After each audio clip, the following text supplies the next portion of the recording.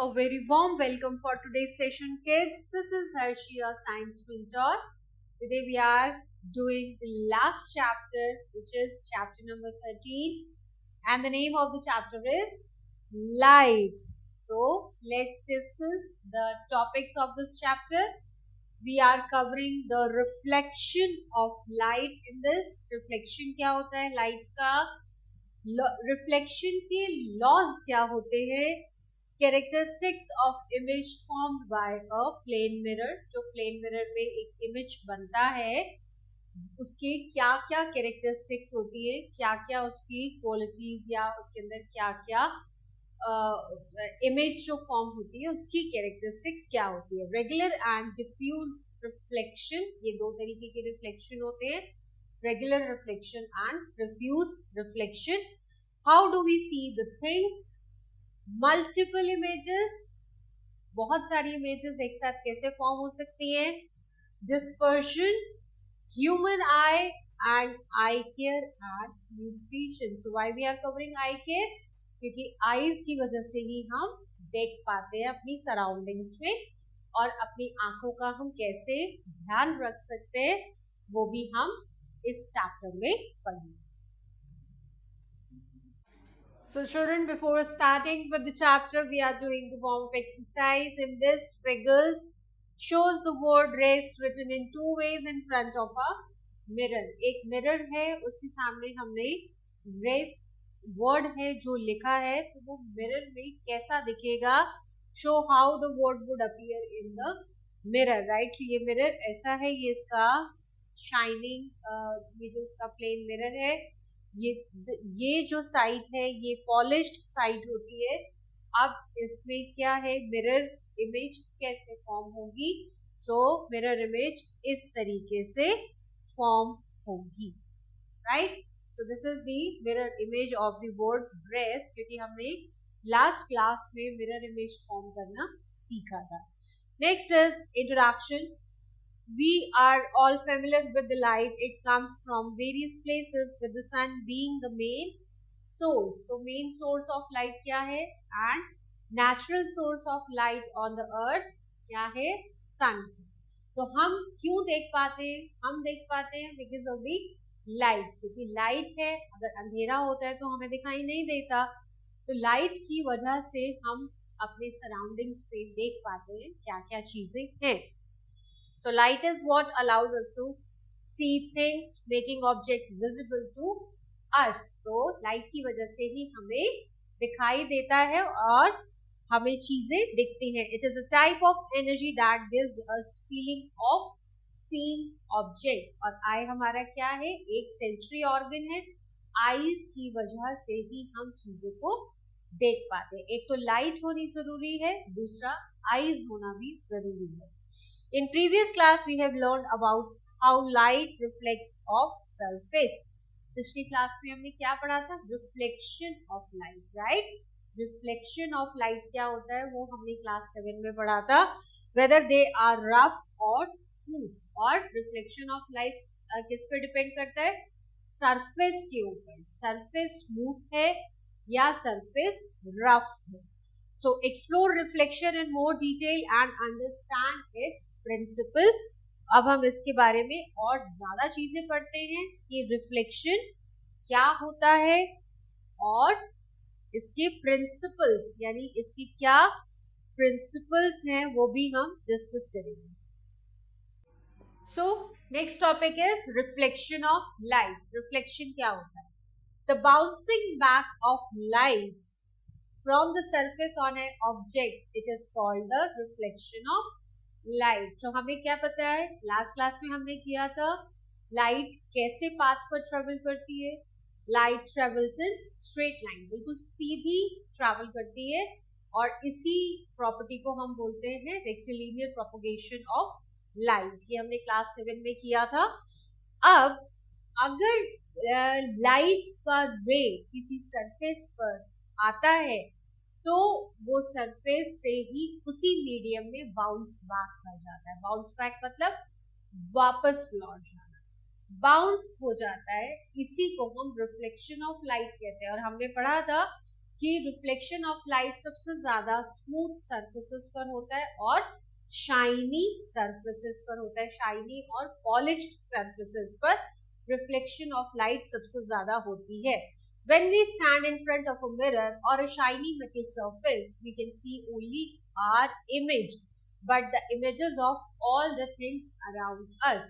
तो अभी बताया कि रिफ्लेक्शन सबसे ज्यादा कहाँ होगा, या तो शाइनी सरफेसेस पर होगा, शाइनी और पॉलिश्ड, साथ साथ स्मूथ भी होना चाहिए, राइट. सो हमारी इमेज के साथ साथ जो हमारे सराउंडिंग्स में चीजें हैं वो भी उसमें मिरर इमेज में या मिरर में या किसी भी मेटल किसी भी चीज जिसकी सरफेस शाइनी है, पॉलिश्ड है, स्मूथ है, उस पर हमें दिखेगी. This happens because of the mirror और the metal surface reflect light coming from all object. और इमेज क्यों बनती है, इमेज इसलिए बनती है क्योंकि लाइट रिफ्लेक्ट करती है कहाँ पर, सरफेस पर. लाइट का रिफ्लेक्शन होता है. रिफ्लेक्शन का मतलब लाइट रेज उस पर फॉल हुई और उसी मीडियम से बाउंस बैक हुई, right. So let us understand this with the help of an diagram. सो ये एक मिरर है. मिरर पूरा ड्रॉ करना हर बार पॉसिबल नहीं होता. सो इस तरीके से हम मिरर ड्रॉ करते हैं, एक प्लेन लाइन ड्रॉ करते हैं और जिस साइड पॉलिश्ड है, प्लेन मिरर कैसा होता है, एक साइड पॉलिश्ड होता है, पीछे पॉलिश्ड होता है, शाइनी सरफेस होता है. तो ये आपका पॉलिश्ड साइड है. इसको हम इन तरह से, इस तरीके से शो करते हैं डायग्राम्स बनाते टाइम.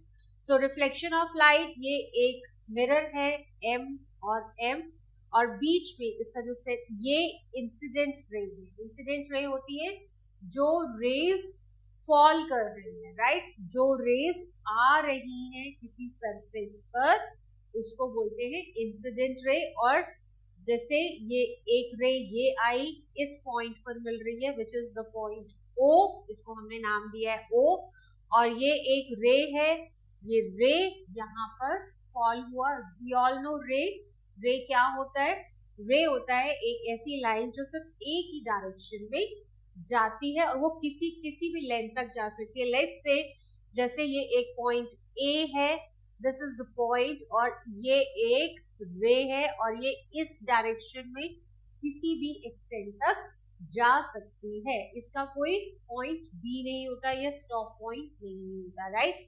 ये इस डायरेक्शन में भी जा सकती है, ये इस डायरेक्शन में भी जा सकती है, ऐसे भी आ सकती है, ऐसे भी आ सकती है, और इसका स्टार्टिंग पॉइंट होता है बट एंडिंग पॉइंट नहीं होता है, इसलिए इसको रे बोलते हैं. इसीलिए सन को रेज बोला जाता है, सन की रेज, क्योंकि ऊपर से नीचे अर्थ तक आती है, राइट. सो एक रे जो इस पॉइंट पर, पॉइंट O पर आकर रिफ्लेक्ट हो रही है, स्ट्राइक कर रही है इसके ऊपर, सो इसको हम बोलेंगे इंसिडेंट रे. और इसको हम कैसे डिनोट करते हैं, इसको हम करते हैं I से. I stands for incident ray. और दो रेज जैसे फॉल कर रही है, एक रे A और एक सेकेंड रे है जिसको इंसिडेंट रे B, राइट. अब इसी मीडियम में ये बाउंस बैक करेंगी. बाउंस बैक मतलब वापस लौट जाएंगी, उसी एंगल से बाउंस बैक करती है. ये है, ये इधर से आई इंसिडेंट रे और ये इधर रिफ्लेक्ट कर रही है. सो रिफ्लेक्शन जब होता है, जो रे रिफ्लेक्ट करती है उसको हम रिफ्लेक्टेड रे बोलते हैं और उसको डिनोट करते हैं किससे, R से, राइट. उसको हम R से डिनोट करते हैं. तो ये रिफ्लेक्टेड A, जो रिफ्लेक्टेड रे A है, जो यहाँ से आई, यहाँ पर रुकी और यहाँ बाउंस बैक कर गई, यानी कि रिफ्लेक्ट हो गई.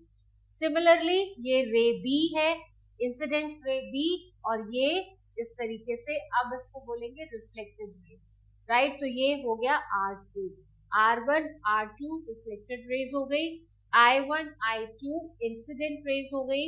और ये है आपका नॉर्मल. नॉर्मल होता है परपेंडिकुलर लाइन. परपेंडिकुलर मींस ये एक ये सब प्लेन पर होता है. प्लेन मतलब incident ray, reflected ray and normal, ये सब हमेशा एक प्लेन पर रहेगा. और नॉर्मल होता है मींस जिस एंगल पर ये इंसिडेंट आ रहा है, इंसिडेंट रे आ रही है, सेम एंगल पे ये रिफ्लेक्ट होगी।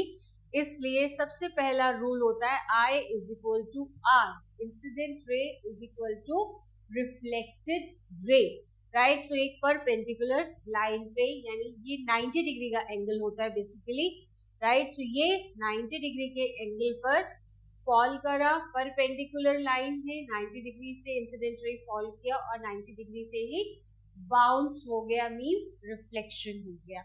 So when we stand in front of a mirror or a shiny metal surface, we can see not only our image but the images of all the things around us. तो ये एक image form करती है। Image हमेशा form होती है shiny surfaces से, क्योंकि रिफ्लेक्शन होता है। अगर रिफ्लेक्शन नहीं होगा तो इमेजेस फॉर्म नहीं होंगी, right. So this happens because the mirror or the metal surface reflect light coming from all the objects, और इसी वजह से हम देख पाते हैं। So in the given figure ON, ये ON is a normal. So normal is the line perpendicular to the surface of the mirror at the point of incidence.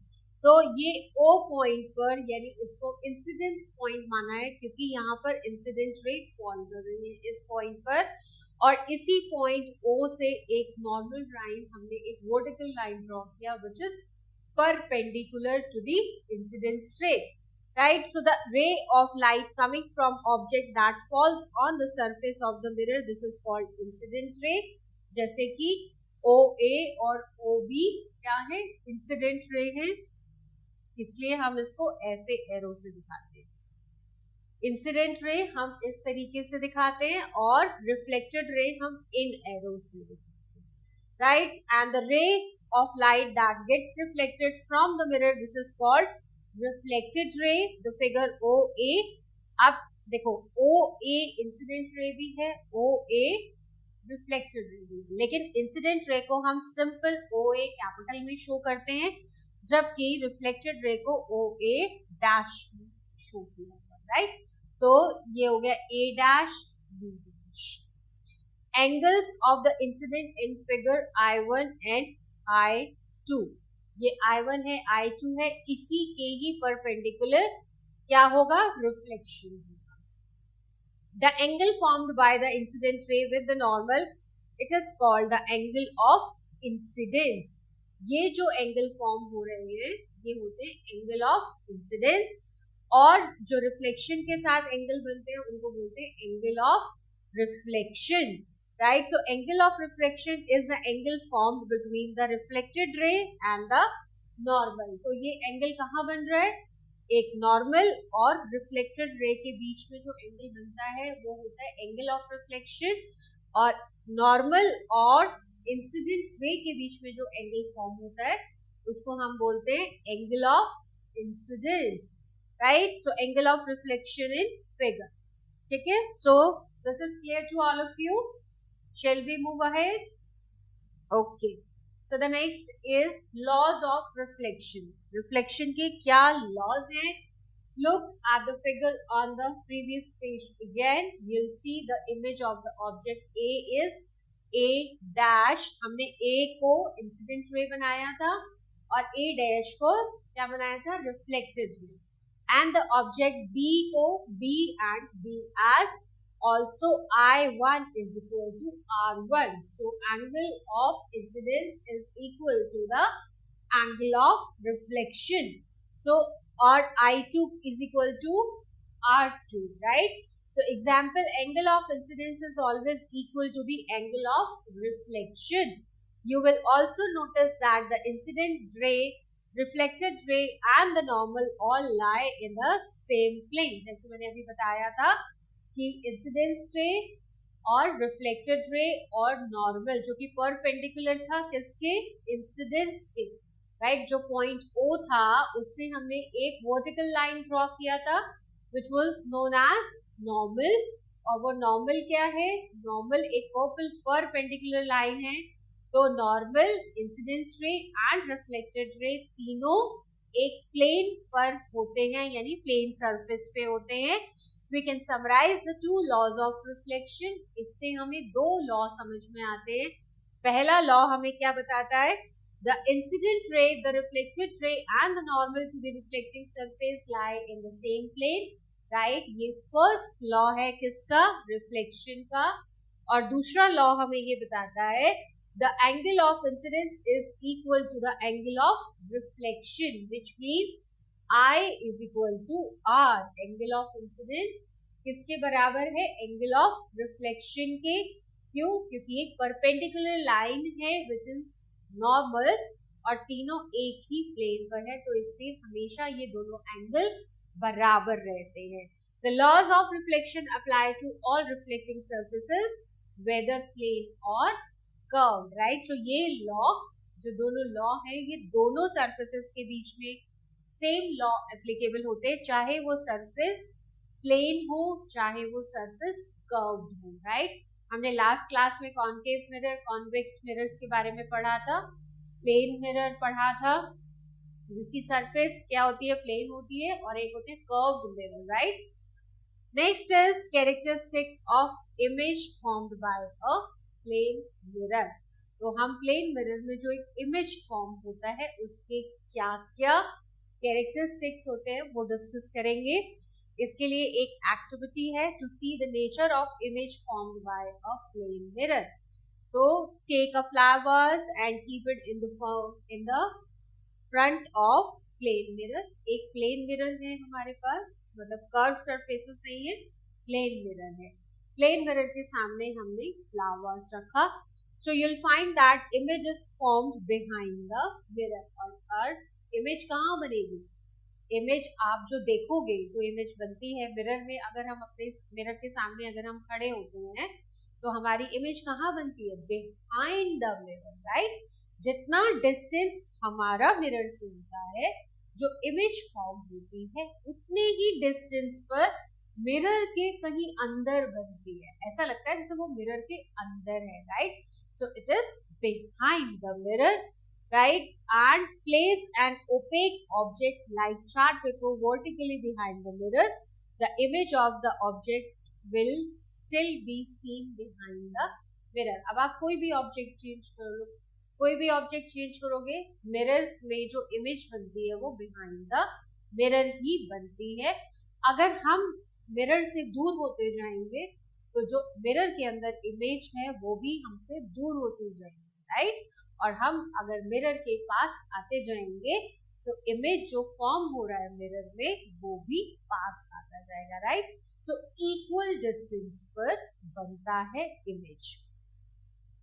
Now place the same chart paper in front of the mirror. You will not able to see the image now. Right? अगर आपने इसको पूरा cover कर दिया, क्योंकि reflection होता है mirror में, रिफ्लेक्शन की वजह से क्या होता है? इमेजेस फॉर्म होती है. राइट? अब ये टेबल दिया हुआ है, nature of the image formed by a plane mirror. तो ये आप कर सकते हैं. लोकेशन आगे पीछे करोगे तो कितना मतलब इक्वल ही रहेगा ऑब्वियसली, क्योंकि आपका जितना डिस्टेंस मिरर से होगा उतना ही डिस्टेंस मिरर में और जो मिरर के अंदर इमेज फॉर्म हो रही है वहां पर होगा. नेचर कैसा होगा? रियल होगा, इरेक्ट, रियल और virtual.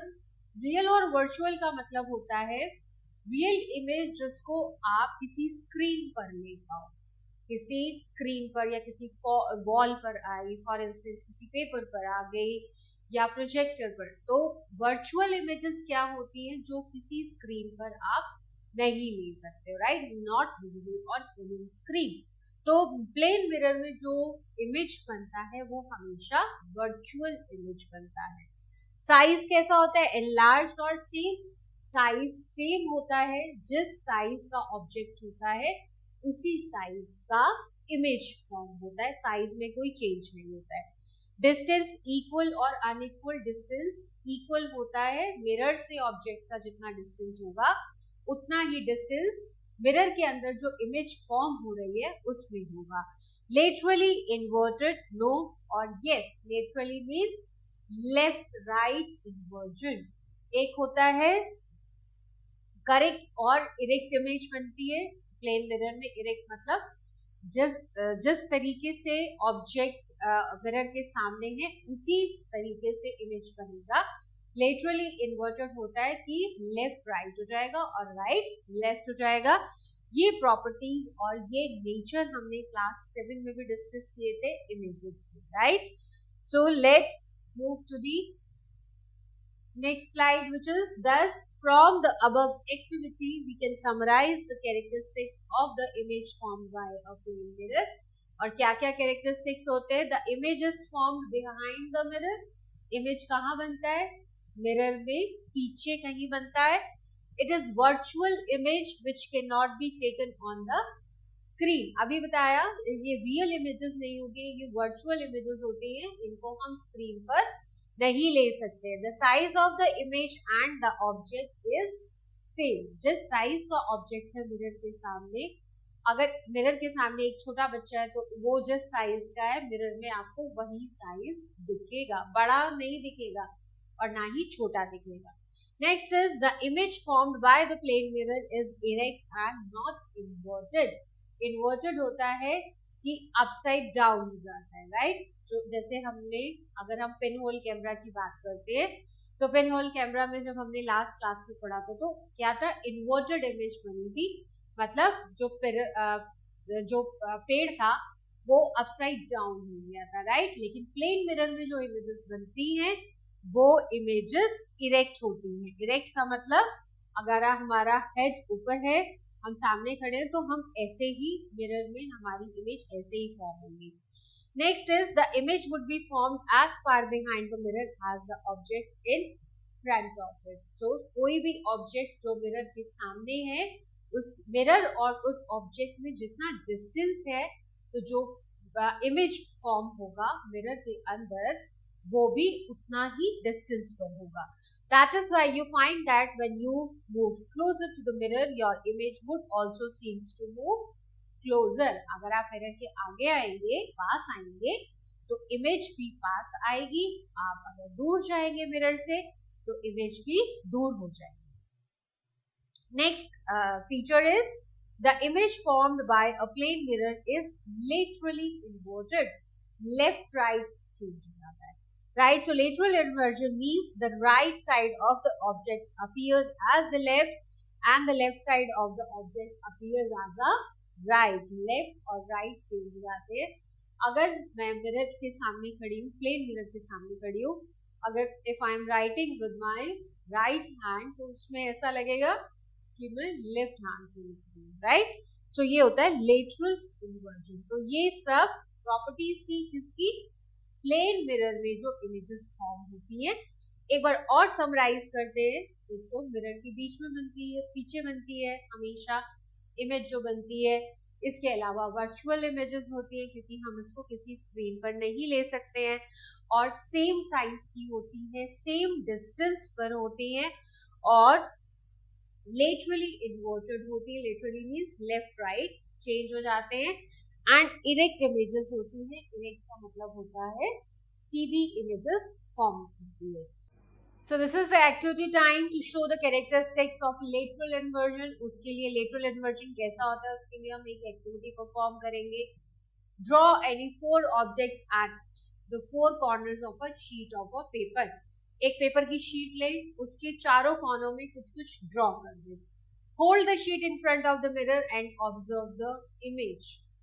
The virtual image looks almost the same, but objects on the right side appear to be on the left side and vice versa.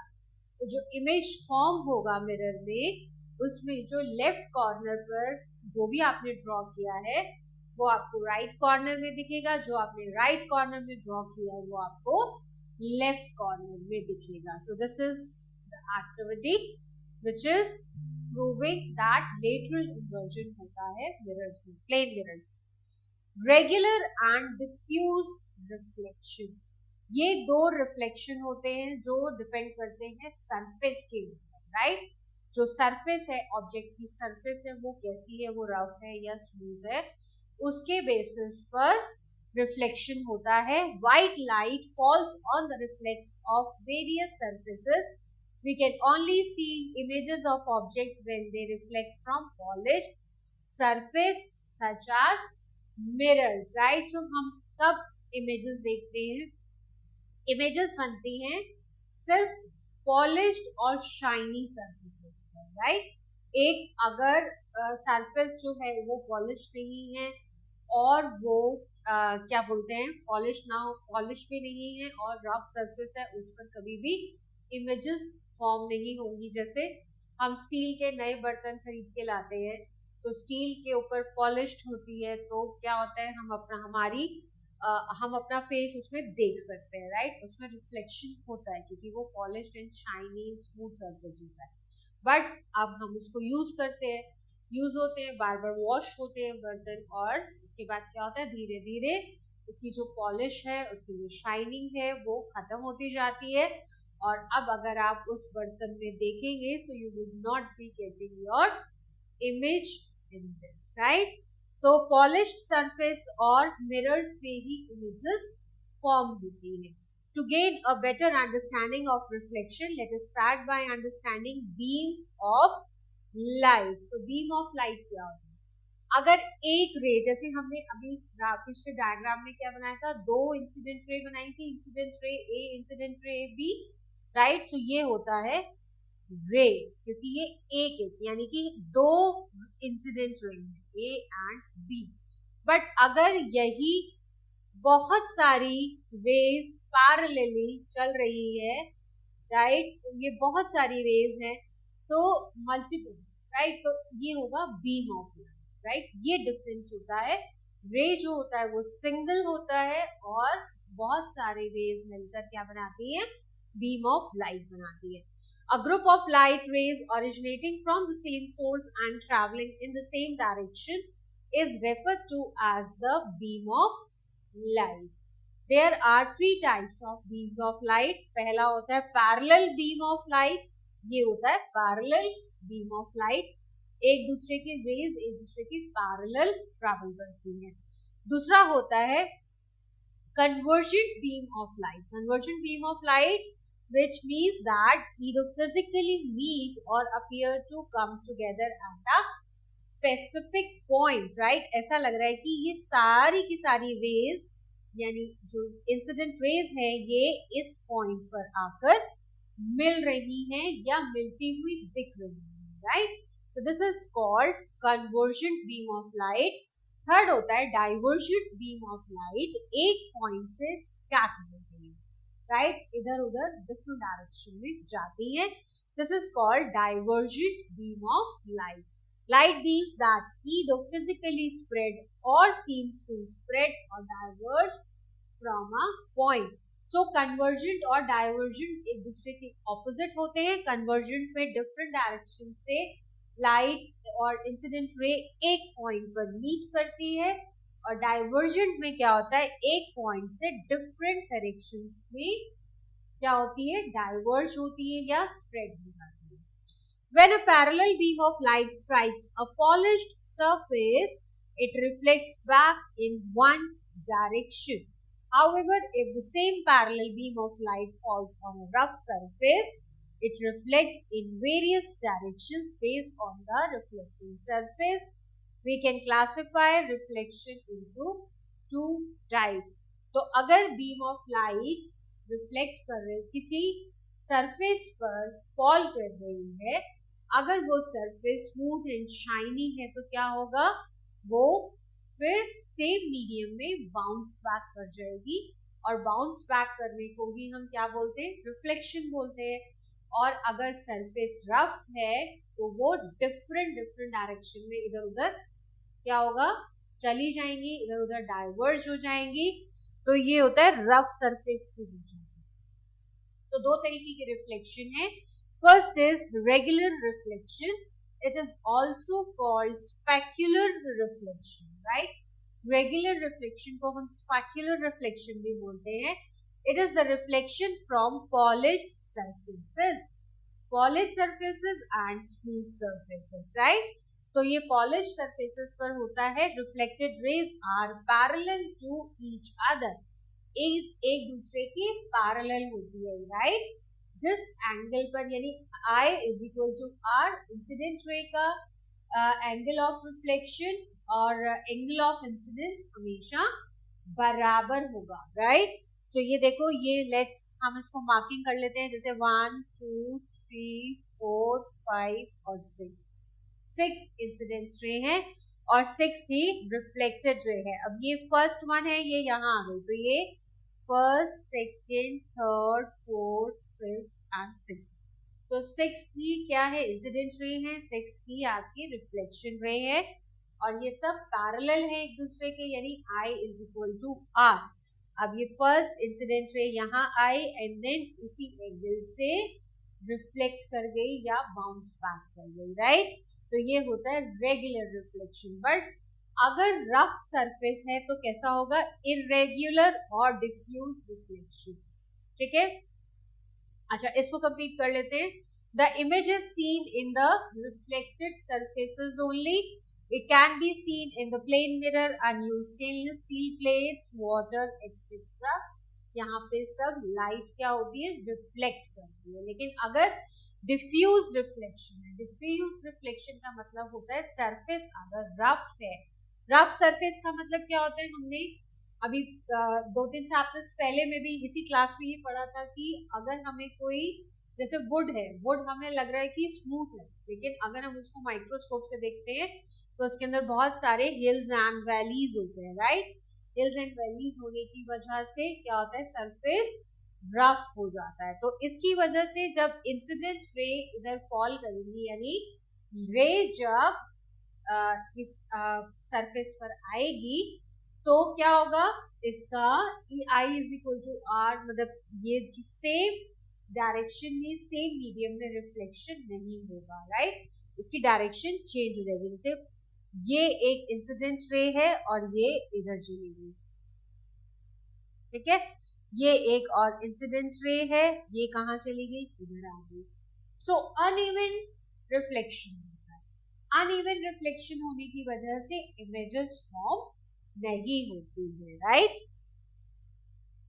So this is diffuse reflection. It is also called irregular reflection. इसको irregular reflection भी कहते हैं। It is the reflection from rough और irregular surfaces, क्योंकि rough surfaces में बहुत सारे hills and valleys होते हैं और इसकी वजह से रिफ्लेक्शन जो होता है वो इरेगुलर होता है। कोई मतलब प्रॉपर एंगल फॉर्म नहीं होता है, एक डायरेक्शन में बाउंस बैक नहीं होती है, वो इधर उधर डाइवर्ज हो जाती है। Reflected rays moves in various directions. The image is diffused or irregular. तो कोई क्लियर इमेज बनती ही नहीं है इस वजह से। It can be seen in scratched mirrors, rippling water, etc. Right? So क्या होता है, अगर एक वाटर रुका हुआ पानी, उसमें इमेज फॉर्म होता है, और एक चलता हुआ पानी है, उसमें इमेज फॉर्म नहीं होती है, क्योंकि हिल्स एंड वैलीज होते हैं, राइट।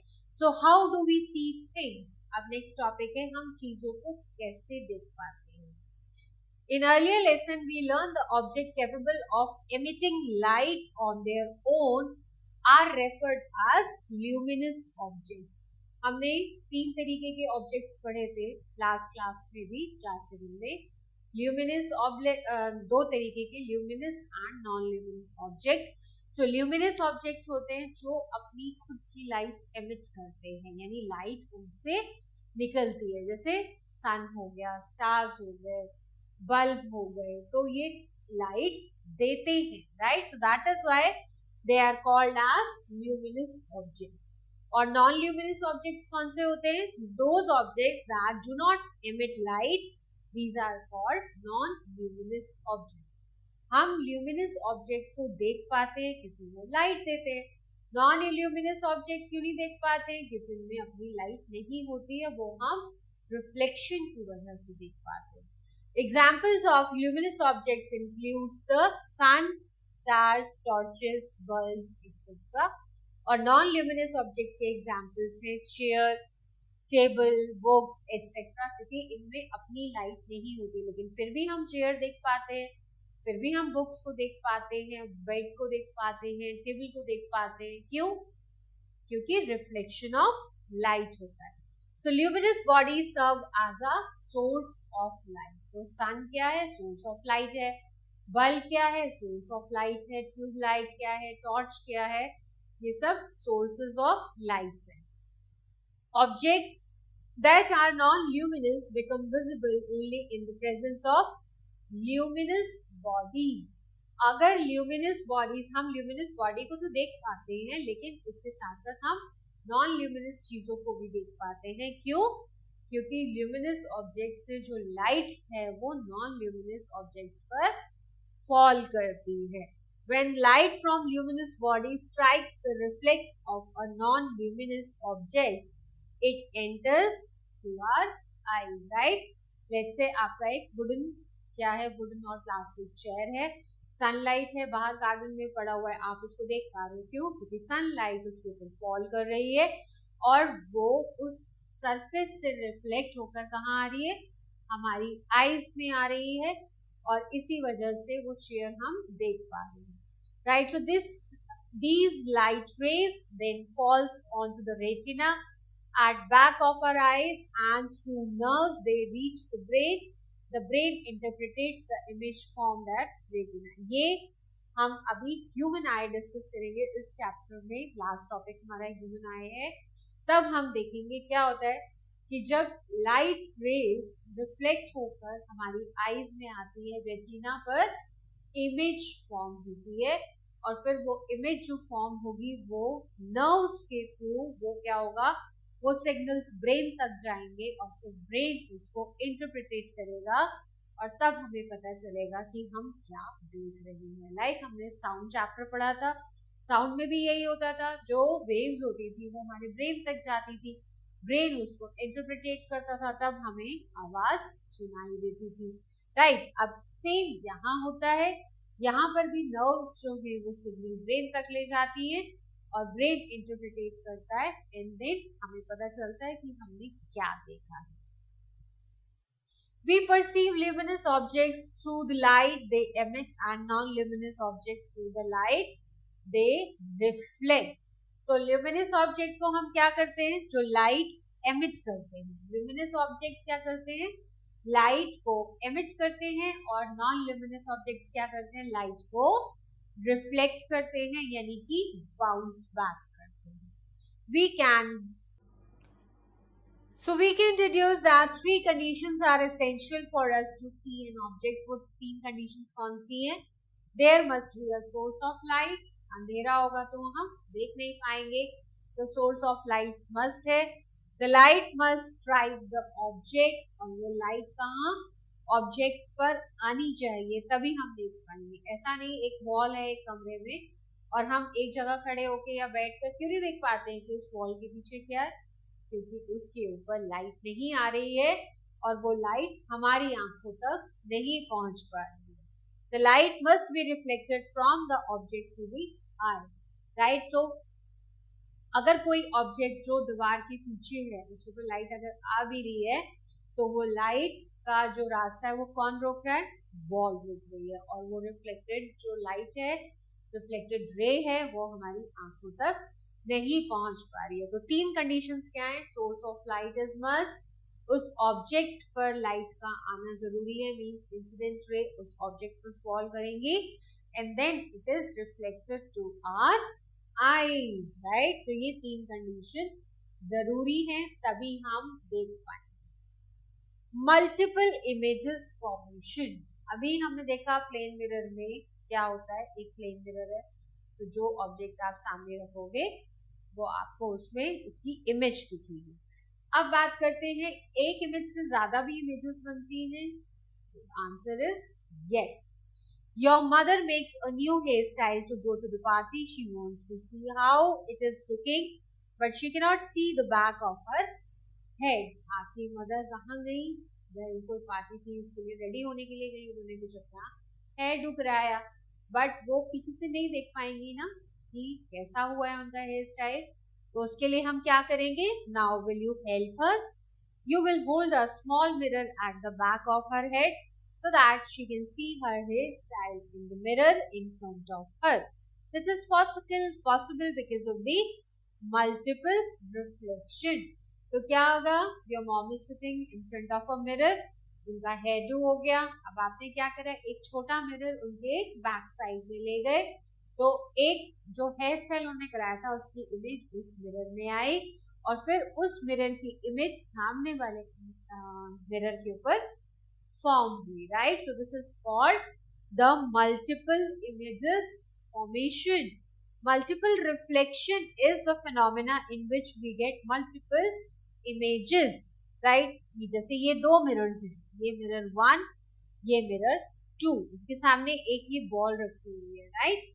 अब ये बॉल का एक इमेज इधर बन रहा है, इधर से इमेज रिफ्लेक्ट करके इस इमेज में आ रहा है, और यहाँ पर एक और इमेज बन रही है, right.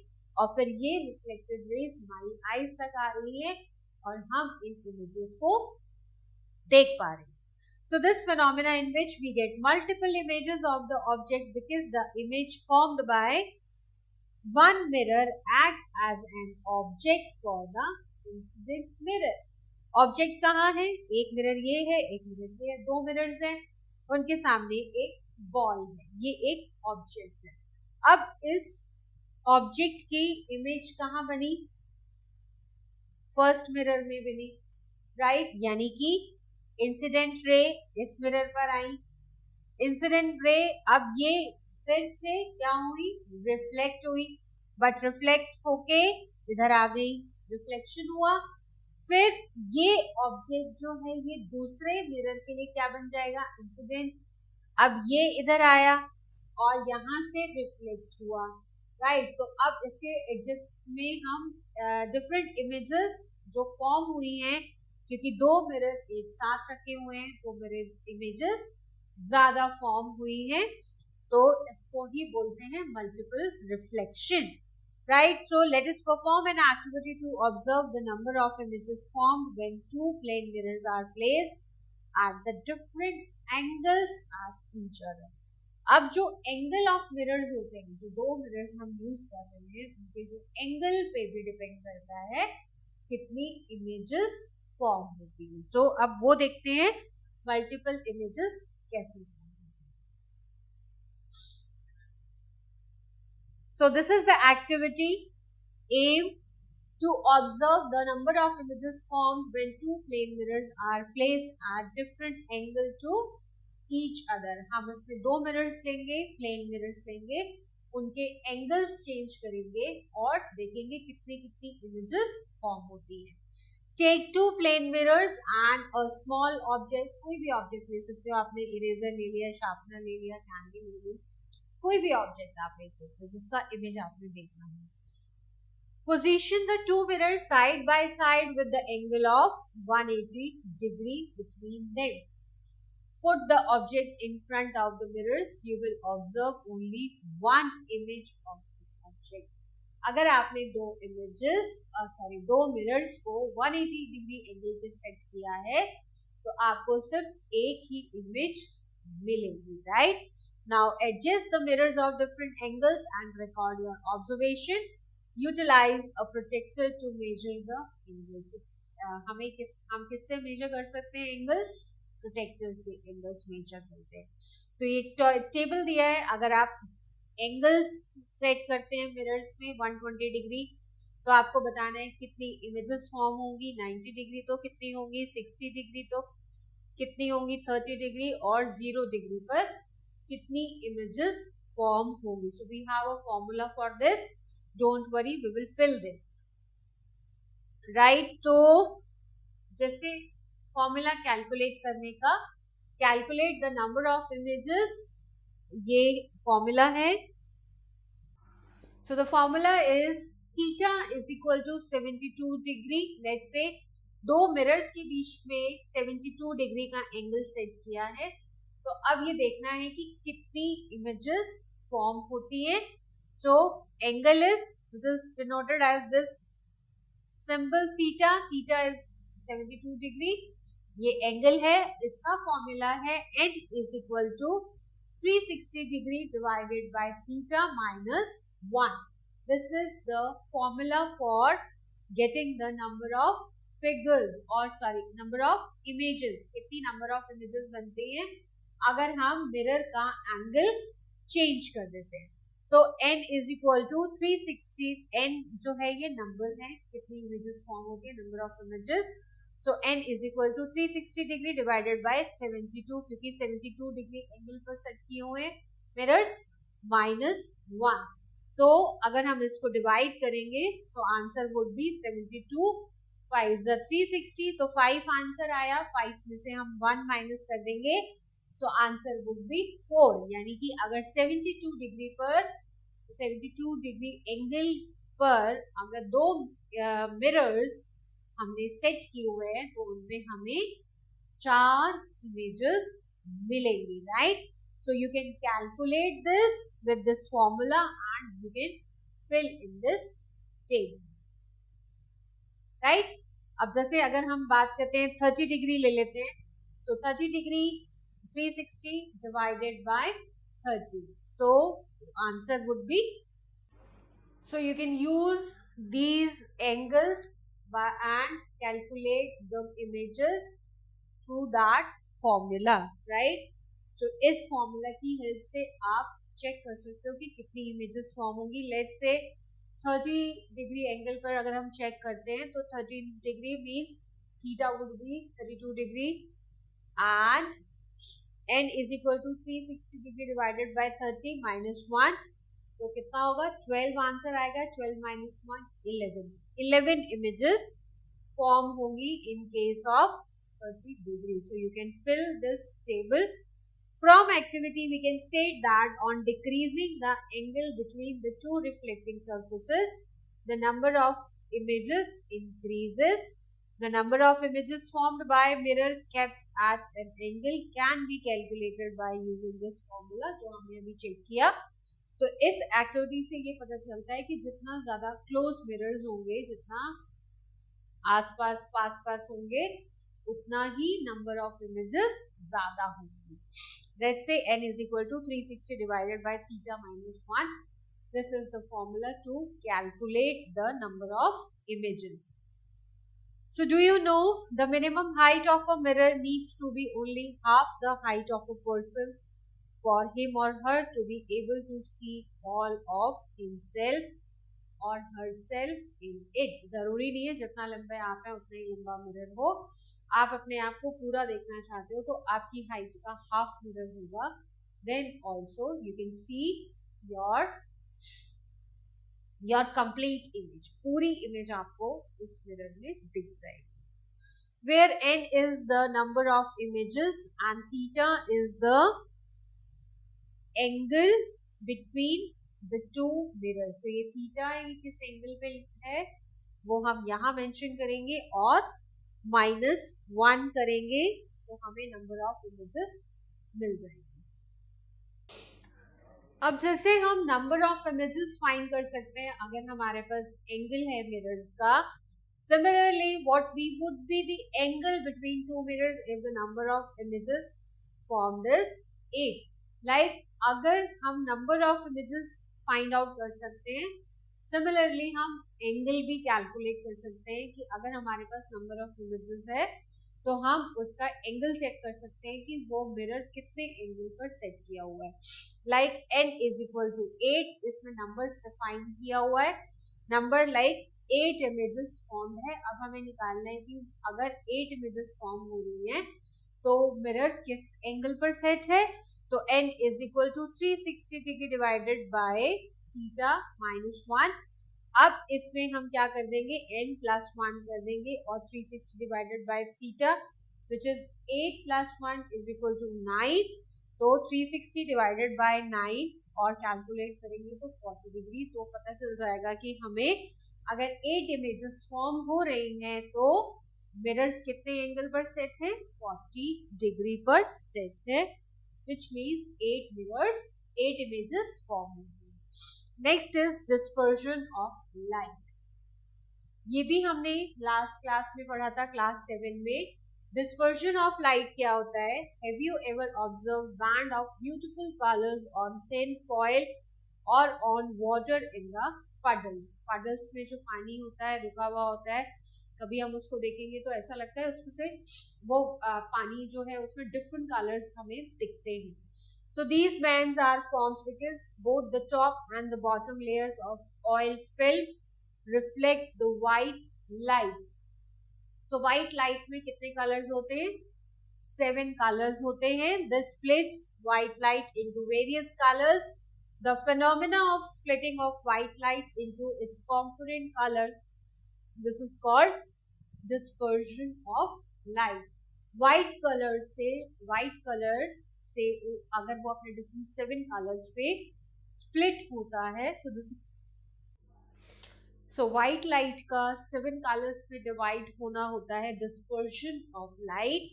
The set of colours formed on splitting of white light, this is called spectrum of light. तो जो 7 कलर्स पे डिवाइड होते हैं, उन 7 कलर्स का जो बैंड बनता है उसको क्या बोलते हैं? उसको बोलते हैं स्पेक्ट्रम. सो इसको कलेक्टिवली बोला जाता है spectrum of white light. Let us perform activity for the dispersion of prism. obtain 2 precisely identical prism and 2 sheets of cardboard. हमें 2 प्रिज्म लेने हैं और अगर वो सेम साइज के हो तो बहुत अच्छा है. सेम साइज के हमें 2 प्रिज्म लेने हैं और हमें 2 शीट्स ऑफ कार्डबोर्ड लेनी है. Cover 1 cardboard sheet with white chart paper two create your white screen. अब हमने क्या करना है? कार्डबोर्ड के ऊपर हमने व्हाइट चार्ट पेपर को लगा लेना है. स्क्रीन बना लेते हैं हम इससे.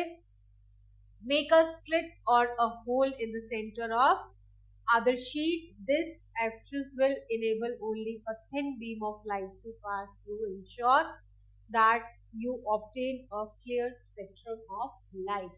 अब हम क्या करेंगे कि जो हमने व्हाइट कार्डबोर्ड के ऊपर व्हाइट चार्ट पेपर स्टिक किया है उसमें हम सेंटर में एक छोटा सा होल बनाएंगे, छोटा सा.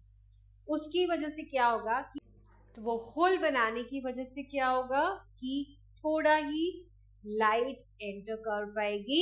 So direct white light through a cardboard slit and let it fall onto the prism. और उस होल के आगे हम क्या करेंगे? एक प्रिज्म को रखेंगे. तो अब उसमें एक चाहे टॉर्च यूज कर लो आप या टॉर्च यूज करके लाइट जैसे आएगी तो उस होल में से जब लाइट प्रिज्म पर आएगी तो क्या होगा?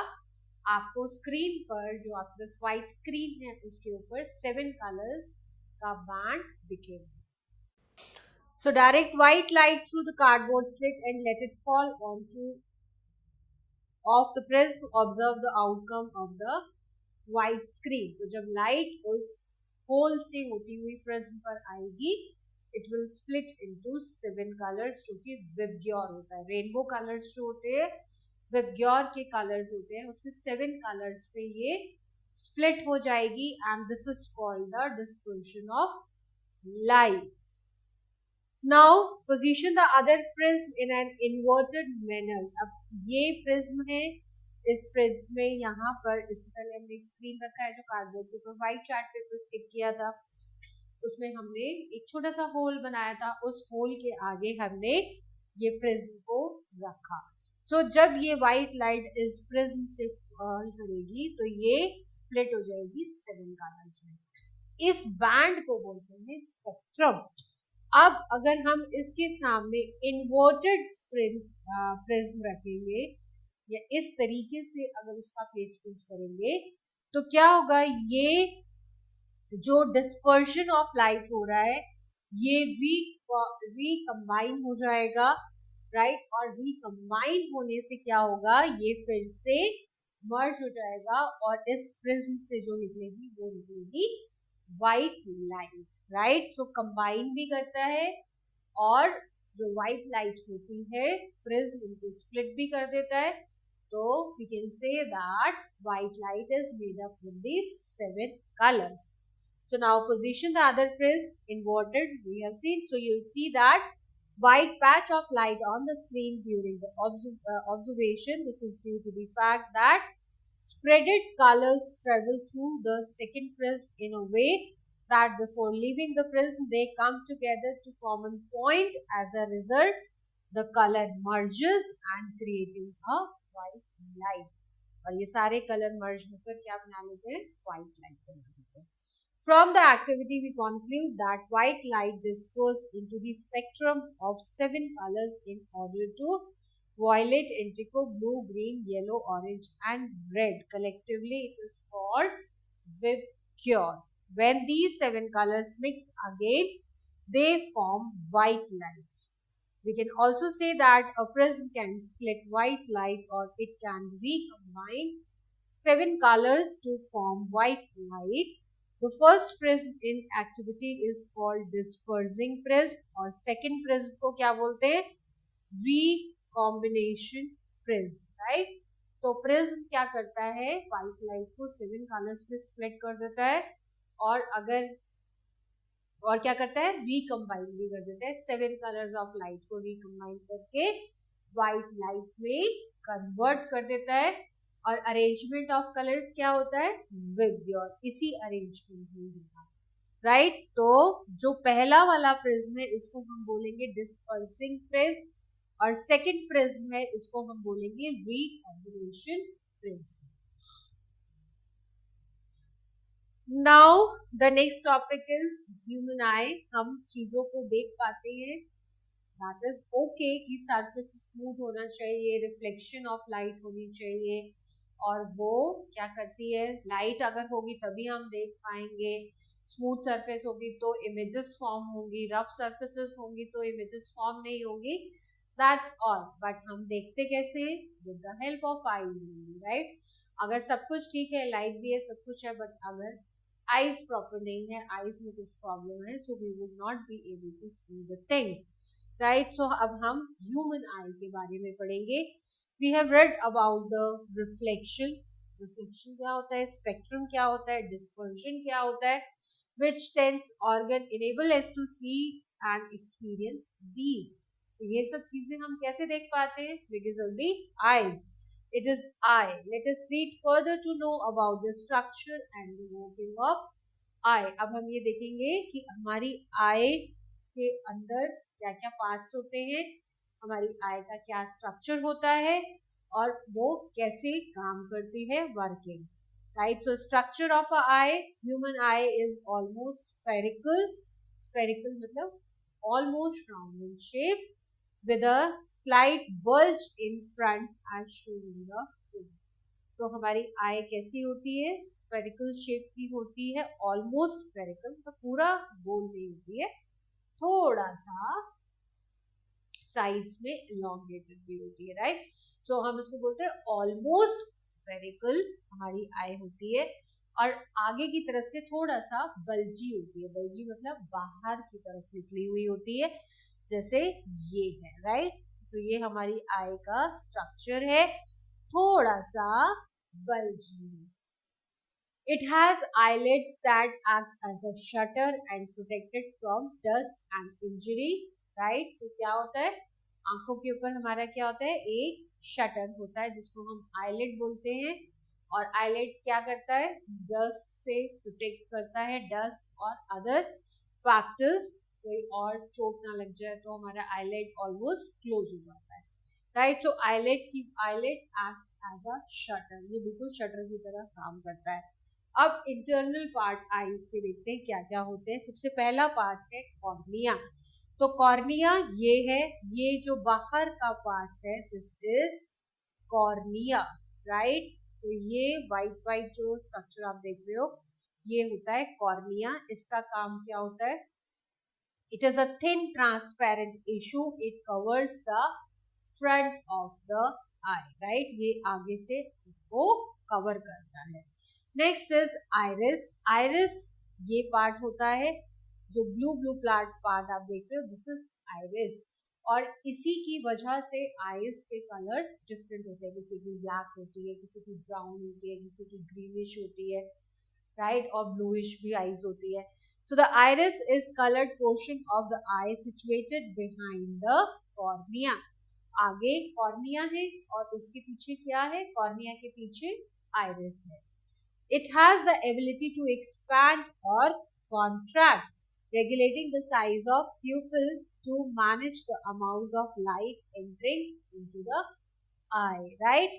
तो अब जो कॉर्निया है, कॉर्निया के पीछे आइरिस है, आइरिस क्या करता है, एक्सपैंड होता है और श्रिंक होता रहता है, राइट। अगर लाइट बहुत ज्यादा है तो क्या होगा, वो उसमें ये एक्सपेंशन और एक्सपेंशन जो होता है और या श्रिंकेज होता है, कॉन्ट्रैक्शन होता है, वो किस लिए होता है, क्योंकि इसके अंदर एक छोटा सा होल होता है जिसकी वजह से हम देख पाते हैं, जिसको कि हम प्यूपिल बोलते हैं। प्यूपिल को एडजस्ट करने के लिए बेसिकली आइरिस एक्सपैंड और कॉन्ट्रैक्ट इसलिए होता है कि हमारी आंखों में कितनी लाइट एंटर होगी, राइट। कभी अगर लाइट बहुत कम होती है तो हम देख नहीं पाते हैं ना, तो ये एक्सपैंड हो जाता है, राइट। और लाइट अगर बहुत ज्यादा होती है, उतनी लाइट की जरूरत नहीं होती है, अचानक से क्या होता है, हमारे सामने बहुत तेज से लाइट आती है तो हम क्या करते हैं, अपनी आईज क्लोज कर देते हैं, राइट। बहुत ज्यादा लाइट भी नहीं होनी चाहिए, बहुत कम लाइट भी नहीं होनी चाहिए देखने के लिए। तो आइरिस क्या करता है, एक्सपैंड होता रहता है या कॉन्ट्रैक्ट होता रहता है, सो दैट कितनी लाइट हमारी आईज में एंटर करे इमेज फॉर्मेशन के लिए, राइट। तो इसकी वजह से जो आइरिस में एक छोटा सा होल होता है जिसको हम क्या बोलते हैं, प्यूपिल बोलते हैं। छोटा सा स्ट्रक्चर होता है ब्लैक कलर का, इसको हम प्यूपिल बोलते हैं। ये बेसिकली आप समझ लो जैसे आपके रूम में विंडो है, आपके रूम से विंडो से लाइट अंदर आ रही है, राइट, और फिर वो लाइट पीछे जाएगी लेंस के थ्रू रेटिना पर। पीछे लेंस है, आइरिस के एकदम पीछे क्या है, लेंस है। लेंस से होते हुए ये पीछे रेटिना पर आएगी और रेटिना पर इमेज फॉर्म होती है, राइट। और अगर हमें सनलाइट नहीं चाहिए होती है, लाइट हम चाहते हैं कि हमारे रूम में ना आए, तो हम क्या करते हैं, कर्टन कर देते हैं। तो वो कर्टन क्या है, वो कर्टन है आइरिस। तो जो क्या करता है प्यूपिल को या कर्टन, आइरिस जो है वो एक्सपैंड होता है और कॉन्ट्रैक्ट होता है सो दैट लाइट का अमाउंट एडजस्ट हो सके। तो ये इसका वर्क होता है। अब लेंस पीछे, प्यूपिल के पीछे क्या होता है, पहला हमने कॉर्निया किया, नेक्स्ट हमने किया प्यूपिल और हमने आइरिस पे कर लिया। अब इन तीनों के पीछे आता है लेंस, ये देख रहे हो आप इस शेप का। आईज में बेसिकली कॉन्वेक्स लेंस होता है, हमने लास्ट क्लास में कॉन्केव और कॉन्वेक्स लेंस करे थे। तो ये बेसिकली कॉन्वेक्स लेंस होता है, इसके पीछे लेंस होता है। अब आइरिस से जो लाइट होती है वो कहाँ पहुंचती है, लेंस, और उसके थ्रू फिर आईज के पीछे क्या होता है, रेटिना होता है, रेटिना पर इमेज फॉर्म होता है। Next is प्यूपिल। प्यूपिल के बारे में हमने पढ़ लिया है। Pupil is a small opening located in the middle of the iris. Its function is to permit the entry of light into our eyes. तो प्यूपिल क्या है, एक छोटी सी विंडो है, एक छोटा सा होल है जिसके थ्रू लाइट अंदर एंटर करती है। और क्या होता है कि हमें पता होता है कि कितनी लाइट एंटर होनी होती है हमारी आईज को। तो उसके मतलब ये एक स्मॉल ओपनिंग होती है। कहाँ पर होती है ये स्मॉल ओपनिंग, आइरिस में होती है, और इसकी वजह से लाइट एंटर करती है हमारी आंखों में। नेक्स्ट इज लेंस, जिसके बारे में हमने अभी अभी डिस्कस किया। So lens is position behind the pupil and the iris. Iris और प्यूपिल के पीछे लेंस है। It is transparent and composed of numerous concentric layers. Its function is to focus light, creating a image on retina. अब जो light enter कर रही है वो कहाँ आएगी, पहले वो लेंस पे आएगी और लेंस उसको फोकस करेगा। जैसे कैमरा में होता है ना, हम फोकस करते हैं पिक्चर क्लिक करने से पहले, उसी तरीके से लेंस उसको फोकस करता है और फिर ये कहाँ रिफ्लेक्ट कर देता है लाइट को, रेटिना पर, जहां पर पिक्चर और इमेज फॉर्म होती है, right? So the color of the iris is different in different individuals depending upon the amount of pigmentation. Pigmentation, pigment होता है, ग्रीन पिगमेंट था जैसे क्लोरोफिल था, वो प्लांट्स को ग्रीन कलर देता है। ऐसे ही हमारा रेड पिगमेंट है जो हमारे ब्लड में होता है, हीमोग्लोबिन, जिसकी वजह से ब्लड का कलर होता है। उसी तरीके से आईज में भी पिगमेंटेशन होता है and it's pigmentation is very high. The iris is brown in color और जिसका पिगमेंटेशन कम होता है वो ब्लूइश कलर में आईज होती है। Means because of the pigmentation eyes के कलर्स चेंज होता है, आईज नहीं आइरिस का कलर चेंज होता है। नेक्स्ट इज रेटिना, जो हमने अभी देखा था यहाँ पर, ये पीछे का पार्ट। अभी हमने आगे के पार्ट करे हैं, we have covered cornea. Cornea के बैक साइड में क्या होता है, आइरिस होता है, आइरिस में प्यूपिल होता है, और फिर जब लाइट अंदर आती है वो आती है लेंस पर, इस पर। अब लेंस से जो लाइट होगी वो पहुंचेगी रेटिना पर, और रेटिना पर इमेज फॉर्म होगी। So retina is situated just behind the eye ball and act as a screen for image formation. तो इमेज कहाँ फॉर्म होगी, इमेज फॉर्म होगी रेटिना पर, right. It is sensitive to light and contains light sensitive receptors known as rods and cones, right? So cones and rods ये दो तरीके के receptors होते हैं, कहाँ होते हैं, रेटिना पर होते हैं।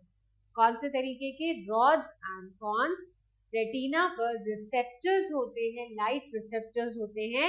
When light reaches these receptors, they transmit signals to the brain through the optic nerve, and then brain interprets the image, right? So retina पर image बनी, रेटिना पर इमेज होने से हमें समझ नहीं आएगा कि क्या होगा, राइट। अब क्या होगा, जो रेटिना है वो किससे कनेक्टेड है, रेटिना कनेक्टेड है ऑप्टिक नर्व से, और ऑप्टिक नर्व इस इंफॉर्मेशन को ब्रेन तक ले जाएगा, ये है ऑप्टिक नर्व। रेटिना है, retina is connected with the optic nerve, और ऑप्टिक नर्व क्या करता है, इस सिग्नल को ब्रेन तक ले जाता है, और फिर ब्रेन इंटरप्रेटेट करके बताता है कि ये हमने क्या देखा है, कि लाइक ये बेड है या चेयर है या नोटबुक है, पेन है, क्या है, वो हम फिर ब्रेन इंटरप्रेटेट करके बताता है वो। और रेटिना पर कितनी तरीके की रिसेप्टर्स होते हैं, दो तरीके के, rods and cones. Next is optic nerve. Optic nerve is a bundle of nerves originating from brain and entering the eyeball from the behind. Its primary function is to convey visual messages from the retina to brain. अब ये brain से connected होता है, this is optic nerve, और ये retina और brain से connected होता है। रेटिना पर जो इमेजेस फॉर्म होंगी वो ब्रेन तक ऑप्टिक नर्व के थ्रू जाती हैं, और फिर ब्रेन इसको इंटरप्रेट करता है। Next is ciliary muscles. Ciliary muscles क्या होती है, ये लेंस को होल्ड करके रखती है, राइट। सिलेरी मसल्स लेंस के दोनों साइड में होती हैं, ये सिलेरी मसल्स, ये हमारा लेंस है, लेंस के दोनों तरफ सिलेरी मसल्स होते हैं। ये क्या करते हैं, लेंस को होल्ड करके रखते हैं इसकी पोजीशन पर, राइट। अब लेंस को क्या करते हैं, the ciliary muscles is a circular set of muscles responsible for holding the lens in place. Additionally, these muscles regulate the focal length of the eye lens by contracting and expanding. तो ये muscles क्या करते हैं, contraction में और expansion में help करते हैं, क्योंकि क्या होगा, अब लेंस एडजस्ट कैसे होगा, एक्सपेंशन होगा या कॉन्ट्रैक्शन होगा। तो अगर लेंस प्रॉपर जगह पे नहीं होगा तो इमेज कैसी होगी, इमेज भी प्रॉपर नहीं होगी। तो फोकल लेंथ एडजस्ट करता है, फोकल लेंथ के बारे में हम अपनी हायर क्लासेस में पढ़ेंगे, राइट। तो फोकल लेंथ एडजस्ट करता है, और जिसकी वजह से प्रॉपर फॉर्मेशन ऑफ इमेजेस होता है रेटिना पर। स्कैलरा और sclerotic, this is the visible white part of eye filled with watery fluid. It protects the internal part of the eye. Next is blind spot. Blind spot क्या होता है, ये retina और optic nerve के बीच में, ये retina है और ऑप्टिक नर्व के बीच में ये पार्ट होता है जहां पर कोई इमेज फॉर्म नहीं होती है, क्योंकि यहाँ पर रिसेप्टर्स नहीं होते हैं, और ये एक वो पॉइंट होता है जहां पर आईज में यानी रेटिना और ऑप्टिक नर्व आपस में जुड़ रही होती है। इस ब्लाइंड स्पॉट पर कोई इमेज फॉर्म नहीं होती है, इसलिए इसको ब्लाइंड स्पॉट कहते हैं। So it is the portion on retina where optic nerve enter the eyeball It does not have any rods and cones. It is insensitive to light. यहाँ पर कोई रिसेप्टर्स नहीं होते, कोई rods, कोई cones नहीं होती हैं, इसकी वजह से ये insensitive होता है. Images forming on this spot are not visible. तो यहाँ पर अगर कुछ फॉर्म भी हो रहा है तो वो भी हमें दिखेगा नहीं, right. So working of eyes कैसी होती है? The light rays from the object enter the I through प्यूपिल. सबसे पहले लाइट एंटर करेगी, कहाँ से? आइरिस से होती हुई प्यूपिल अंदर एंटर करेगी. Inverted and highly diminished. Diminished क्या होता है? छोटी इमेज फॉर्म होती है. Highly diminished image is form. और इन्वर्टेड, इन्वर्टेड का मतलब upside down, erect image form नहीं होती है, इन्वर्टेड इमेज फॉर्म होती है. और डिमिनिश्ड यानी कि छोटी इमेज फॉर्म होती है रेटिना पर. Images form on the retina. The rods and cons of the retina gate activated and convert the image into electric impulses और सिग्नल्स, राइट. ऑप्टिक नर्व, अब ये एक इन्वर्टेड इमेज फॉर्म हुई, diminished image form हुई, कहाँ form हुई? Retina पर. Retina किससे कनेक्टेड है? Retina is connected with optic nerve. Optic nerve अब क्या करेगी? इसको सिग्नल्स में कन्वर्ट करेगी और इन सिग्नल्स को ब्रेन तक पहुंचाएगी. These signals are taken to the optic nerve to the brain. While the signals are transmitted, the inverted image is re-inverted and the brain sees it an erect image and help us to sense the actual image, right. अब optic nerve जब information लेकर जाती है brain तक, तो brain क्या करता है? इस image को सीधा कर देता है, right. इमेज सीधी हो जाती है यानी इरेक्ट इमेज हो जाती है और फिर हमें पता चलता है कि हम क्या देख रहे हैं, राइट. हमारे सामने क्या चीज है, तो इमेज क्या होती है? फिर इरेक्ट हो जाती है. जबकि रेटिना पर इन्वर्टेड इमेज होती है. ये एग्जाम में पूछा जाता है कि रेटिना पर किस तरीके की इमेज फॉर्म होती है और हमें ब्रेन में कैसी होती है. तो रेटिना पर इन्वर्टेड इमेज फॉर्म होती है और फिर ऑप्टिक नर्व जब सिग्नल्स लेकर जाता है ब्रेन के पास, तो ब्रेन इस इमेज को इरेक्ट कर देता है और फिर हमारे माइंड में इरेक्ट इमेज फॉर्म होता है इसका. Next is persistence of vision. Persistence of vision क्या होता है? Even after the object is removed in front of our eyes, its image is retained on retina for about 1/16 of a second. एक second के 60 part तक 1/16 of a second अगर कोई object हमारी eyes के सामने था, अगर वो हट भी गया, तब भी उसकी इमेज एक सेकेंड के 16 पॉइंट तक हमारे को दिखती रहेगी या इमेज बनी रहेगी, right. So even after the object is removed from our eyes, its image is retained on the retina for about 1/16 of a second. So this is called persistence of vision.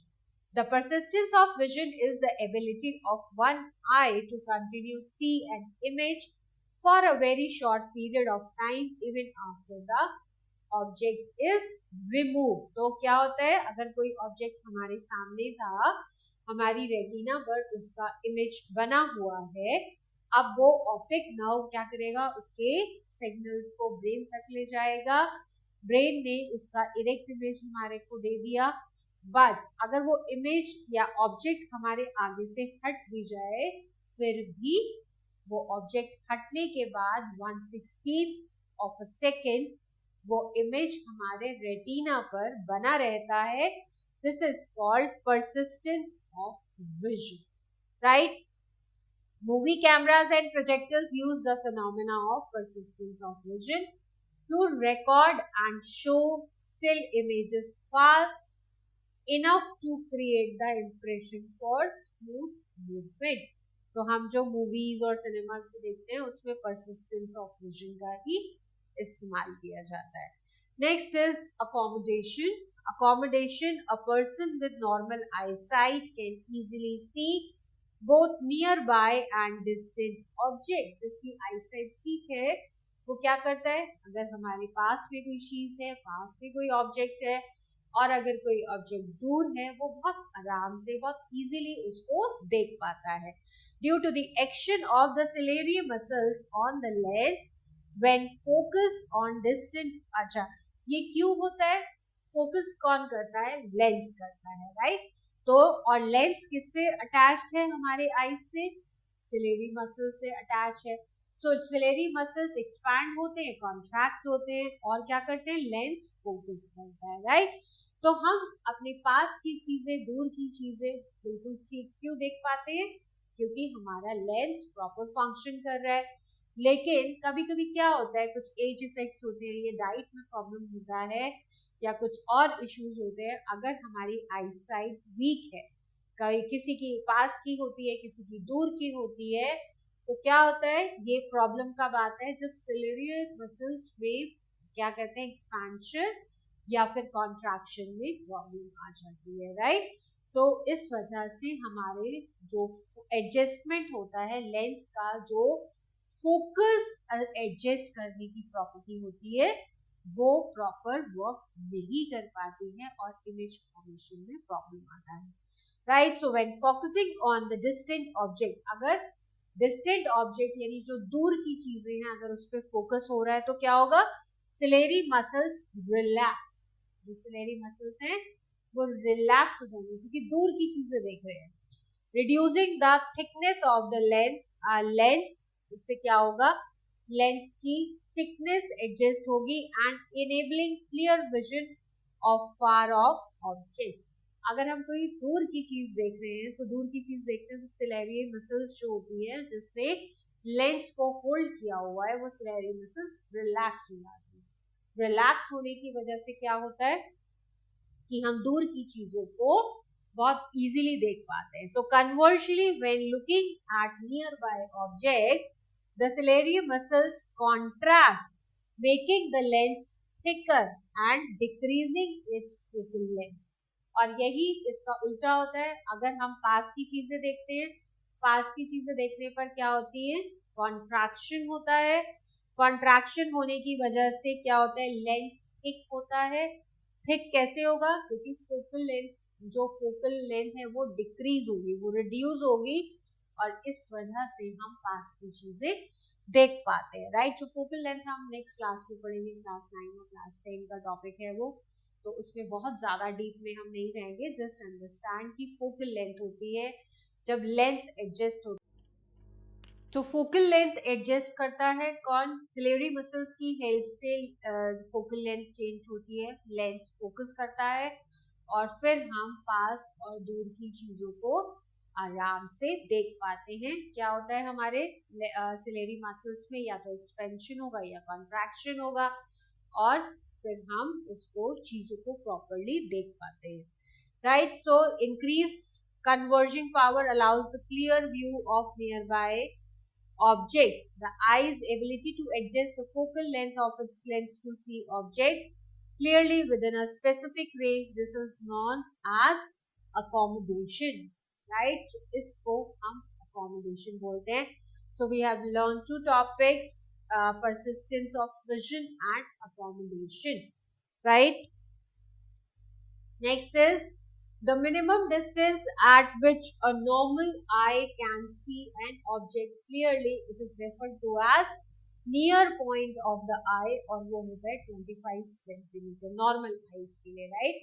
जिसकी working बिल्कुल ठीक है, जो आई बिल्कुल ठीक काम कर रही है, उसका हमारा जो सबसे नियरेस्ट पॉइंट है यानी 25 सेंटीमीटर है, उससे पहले तक हमें ढंग से नहीं दिख पाएगा, बट 25 सेंटीमीटर के बाद जितना होगा तो हम क्लियरली उसको देख पाएंगे। So this is called the near point of the eye, यानी आंख के 25, आंख और ऑब्जेक्ट के बीच में 25 सेंटीमीटर का डिस्टेंस होना जरूरी है।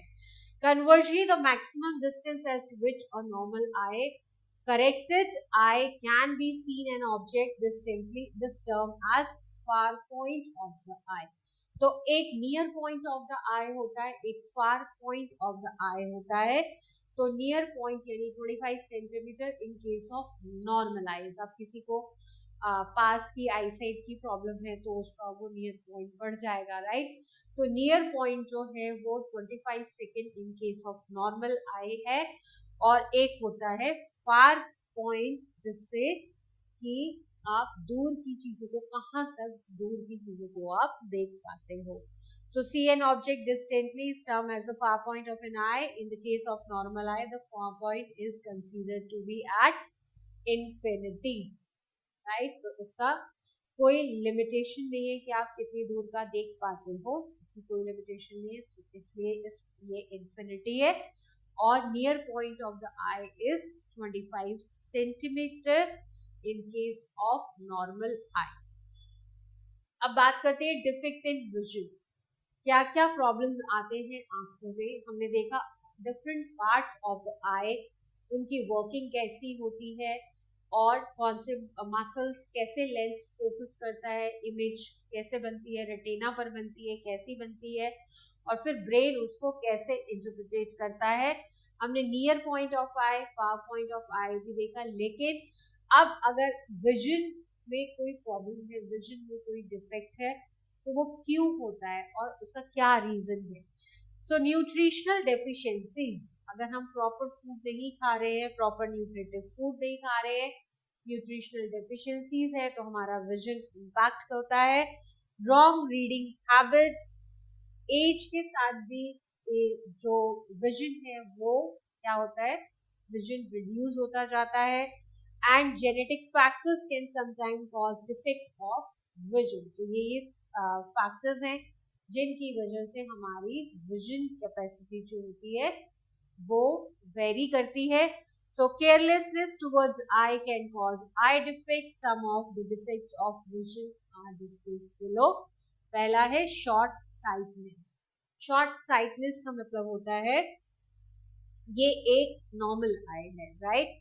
ये एक नॉर्मल आई का पिक्चर है जिसमें कि रे आपके कॉर्निया से अंदर आइरिस से प्यूपिल से होती हुई कहाँ आई, लेंस पर आई, और लेंस से फिर ये फोकस हो गई कहाँ पर, रेटिना पर इमेज फॉर्म हुई, राइट। तो ये एक नॉर्मल आई है।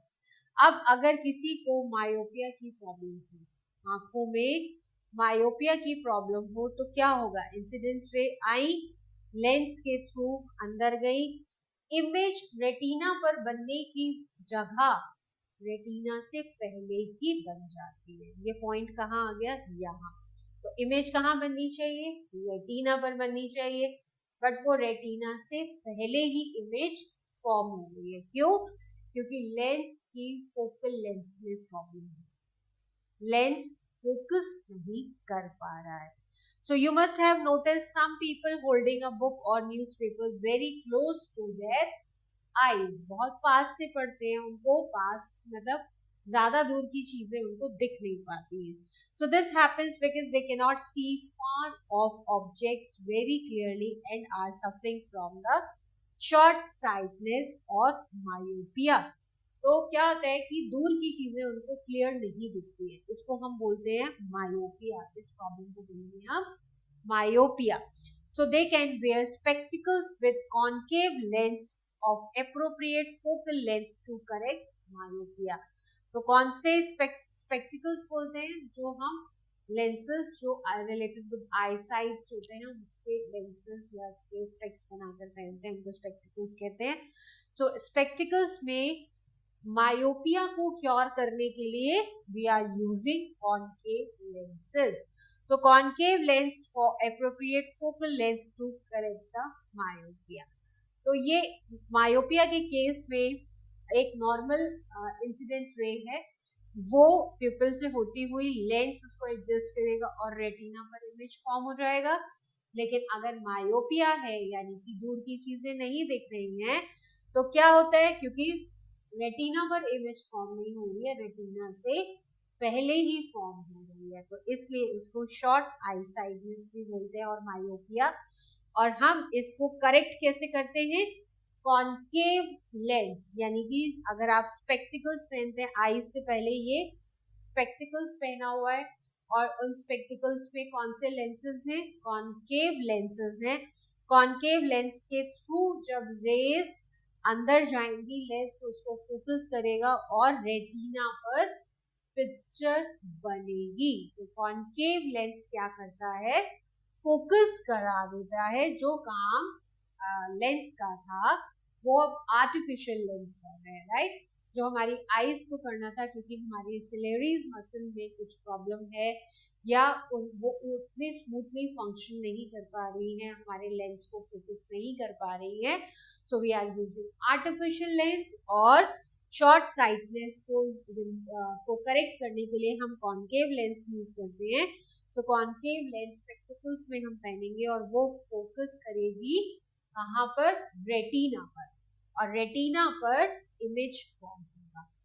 इसके ऑपोजिट एक और प्रॉब्लम होती है विजुअल, जिसको बोलते हैं लॉन्ग साइटनेस। तो लॉन्ग साइटनेस में क्या होता है कि पास की चीजें नहीं देख पाते हैं। Some people can see objects that are far away clearly, but nearby objects appear blurred to them. लेकिन जो पास की चीजें होती है वो नहीं दिखती है, जबकि दूर की चीजें बहुत इजीली दिख पाती है। So this defect generally occurs in old age when the ciliary muscles become weak and are unable to thicken the eyelids. तो सिलेरी मसल्स क्या कर रही हैं, प्रॉपर काम नहीं कर रही हैं। प्रॉपर काम नहीं करेंगी तभी तो फोकस को एडजस्ट नहीं कर पा रही है लेंस के, राइट।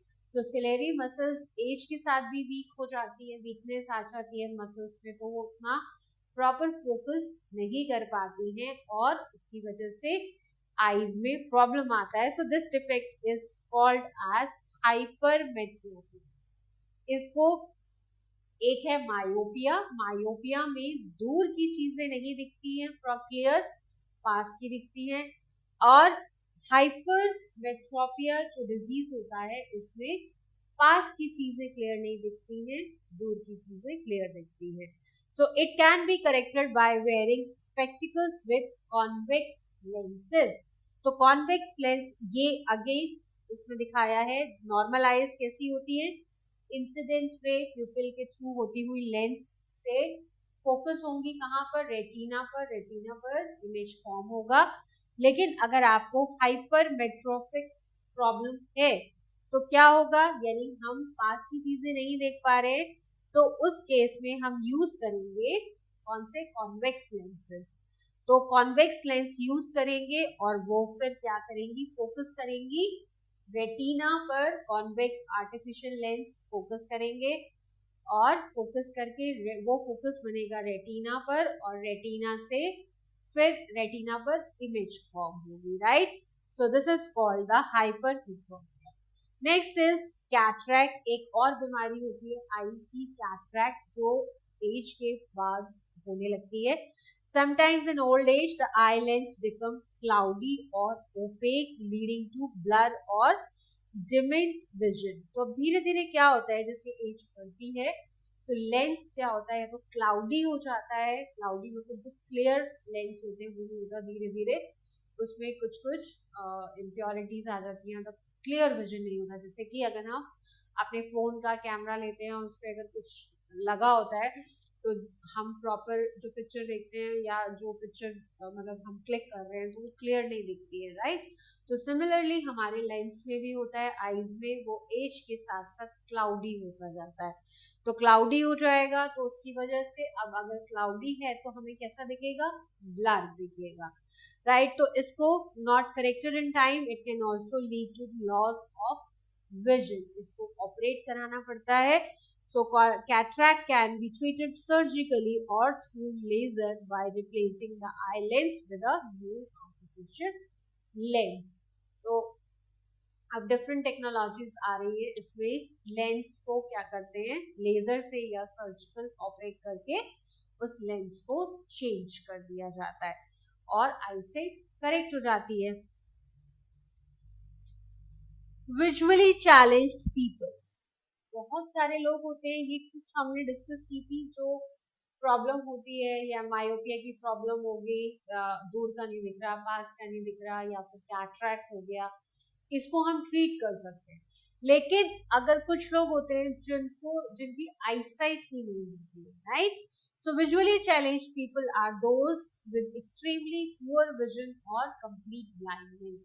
या तो वो complete blind होते हैं या फिर बहुत ही कम vision होता है. So their inability to see many result from the malfunctions of the cornea, eye lens, retina और ऑप्टिक नर्व. किसी भी लेवल पर प्रॉब्लम हो सकती है. हो सकता है लेंस खराब हो, लेंस प्रॉपर ना कर और सीलियरी मसल्स में इशू हो, रेटिना में इशू हो, लेंस में इशू हो, कॉर्निया में प्रॉब्लम हो, कहीं पर भी किसी भी आई के किसी भी पार्ट में प्रॉब्लम हो सकता है. So in coping with their conditions, these individuals rely on other senses. अब ये प्रॉब्लम करेक्ट नहीं हो सकती. कुछ प्रॉब्लम्स ऐसी होती हैं जो करेक्ट नहीं हो पाती हैं, तो वो बाकी अपने सेंस ऑर्गन पर डिपेंड होते हैं, such as touch and hearing. तो कुछ लोग चीज़ों को रिकॉग्नाइज करते हैं सुनकर, आवाज़ें सुनकर या चीज़ों को छूकर, और utilize artificial aids to identify things. Artificial अब क्योंकि बहुत न्यू टेक्नोलॉजीज आ गई है, तो जिन लोगों को दिखाई नहीं देता उनके लिए भी बहुत सारी चीजें अवेलेबल हैं through which they can recognize. So visually challenged individuals can be classified into two types, non-optical aids and optical aids. तो पहला हम बात करेंगे non-optical aids. इसमें क्या क्या होता है? इसमें होते हैं visual aids, auditory aids, tactile aids and electric aids. तो पहला हम बात करेंगे visual aids. So these help in providing the required size of words, appropriate light intensity and material at proper distance for people whose vision is extremely poor. इसमें दिख रहा है but बहुत बहुत थोड़ा दिखता है, राइट. तो इनको क्या करते हैं, बड़े बड़े लेटर्स और प्रॉपर डिस्टेंस से लाइट का मैकेनिज्म इस तरीके से एडजस्ट करके दिया जाता है, तो इनको बोलते हैं विजुअल एड्स, राइट. दिख रहा है बट बहुत कम दिख रहा है, राइट. तो इनको प्रोवाइड किए जाते हैं कुछ appropriate gauges जो light intensity जिनकी ठीक हो, materials at proper distance for the people whose vision is extremely poor, जिनका vision बहुत बहुत ज़्यादा खराब होता है. Next is auditory aids, यानी ऑडियो सुनकर पहचानना. So using the sense of hearing, right. So these aids include tape recorders, compact discs, CDs, talking book, etc. अब अगर कोई नहीं देख पा रहा है तो CD प्ले करवा दो, तो CD में आवाज सुन सुन के वो समझ सकता है चीजों को, राइट. और टॉकिंग बुक्स आती हैं, टॉकिंग बुक सुनकर वो पहचानते हैं या समझते हैं. Next is tactual aids using the sense of touch. छू कर चीजों को पहचानना, जैसे कि ब्रेल लैंग्वेज है, braille writer, slate and stylus. So these help visually challenged people to read and write. तो ब्रेल लैंग्वेज होती है जिसमें प्रॉपर लिखा होता है, उसको टच करके, उसको छू कर जो ब्लाइंड लोग हैं वो पढ़ सकते हैं. Electric aids such as talking calculators. For calculation अगर हम करते हैं, नॉर्मल हम कैलकुलेटर ओपन करते हैं फोन में और हम यूज करते हैं, या नॉर्मल फिजिकल कैलकुलेटर भी यूज करते हैं, लेकिन जो लोग जिनको दिख नहीं पाता है उनके लिए कौन से कैलकुलेटर्स आते हैं? टॉकिंग कैलकुलेटर्स आते हैं. Use of audio series and voice boxes with computers for listening and writing the desired text are included in this category. Next category थी कौन सी? ऑप्टिकल एड्स की, राइट. सो ऑप्टिकल एड्स में क्या होता है? Can be used in case of curable blindness और people whose vision is extremely poor, right. Curable blindness देखते हैं इसमें क्या है? Lenses. So different kinds of lenses like bifocal lens, contact lenses and tinted lenses are used to correct visual limitations, right. एक as के साथ या कुछ और प्रॉब्लम हुई है जिसकी वजह से विजन क्लैरिटी नहीं है, तो हम लेंसेज यूज करते हैं, स्पेक्टिकल्स यूज करते हैं, उससे हम करेक्ट कर सकते हैं. दूसरा मैग्नीफायर्स and telescopy aids help visually challenged people to use chalkboards and class demonstration. Next आता है ब्रेल सिस्टम. ये क्या है? The most common non optical aid. Non optical aid मतलब ये बिल्कुल जो ब्लाइंड लोग होते हैं उनके लिए होता है. By visually challenge people is braille. It is a tactual aid, यानी टच करके पता कर सकते हैं, which is based on the sense of touch. The Braille system was. Next is the Braille system, the most common non-optical aid used by visually challenged people in Braille. It is a textual aid which is based on the sense of touch. The Braille system was developed by Louis Braille of France in 1821. So Louis Braille ने Braille language को develop किया था in which year? In 1821. और ये कुछ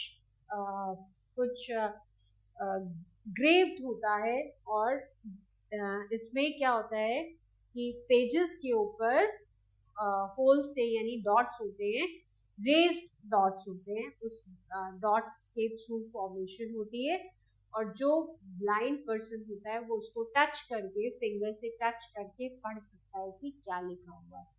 He himself was a visually challenged person. On Louis Braille, right? So Braille is an approach that enables the blind to read and write. तो जो लोग blind होते हैं वो read and write करते हैं किस क्या language है? Braille language के through. In this, the text is printed on a thick sheet of paper. यानी कि ये जो जैसे हमारी बुक्स प्रिंट होती हैं, सिमिलरली जो ब्लाइंड लोग होते हैं उनकी ब्रेल लैंग्वेज में बुक्स प्रिंट होती है. So it is printed on the thick sheet of paper in the form of pattern of raised dots. ये डॉट्स उसमें होते हैं शीट्स पर, वो डॉट्स रेज डॉट होते हैं क्योंकि अगर पेन से लिखे हुए डॉट्स होंगे तो वो तो नहीं पता चल पाएंगे उनको. तो रेज डॉट्स होते हैं, थोड़े उभरे हुए डॉट्स होते हैं. The dotted symbols represent letters, numbers, punctuation marks etcetera. So कितने सिंबल्स हैं? 63 symbols of characters in the language Braille. तो ये भी पूछते हैं कितने सिंबल्स हैं, तो 63 सिंबल्स हैं. Each symbol is represented by a cell which consists of 2 vertical rows. जैसे अगर हम A की बात करते हैं तो ये 2 vertical row हैं and 3 dots each as shown in the figure. और हर रो में कितने dots हैं? 3 dots होते हैं. So one or more dot in a cell may be embossed or raised to form the symbol which is shown. Like A है, 2 रो हैं vertically, इसमें 3 dots हैं. ए के केस में ये वाला हाईलाइटेड होगा, 1 डॉट, तो उससे पता चल जाएगा ये ए की बात हो रही है, राइट. सो अगर हम बी की बात करते हैं तो बी में भी सेम 2 वर्टिकल रोज हैं और 3 डॉट्स हैं, इसमें से 2 इम्बोज्ड होंगे. जो भी ब्लाइंड पर्सन है उसको टच करेगा, 2 डॉट्स हैं तो वो समझ जाएगा ये बी है, right.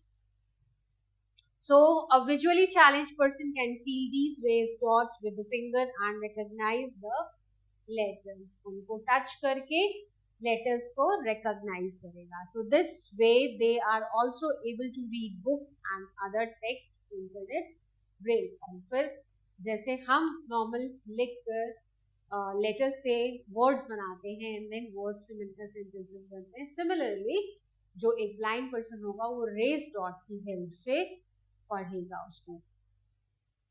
So braille can be produced by hand or by using machines like typewriter or computers. Plain English text can be converted to braille by using a special computer software. braille language की भी softwares available हैं, तो normal आप English में type करो वो फिर braille language में उसको convert कर देते हैं.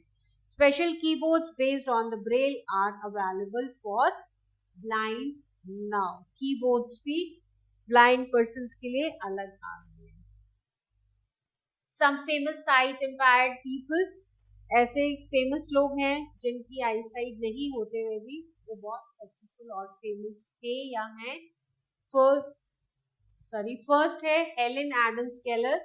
right? So she was born on 27 June 1880 and 1st June 1968 तक थी वो.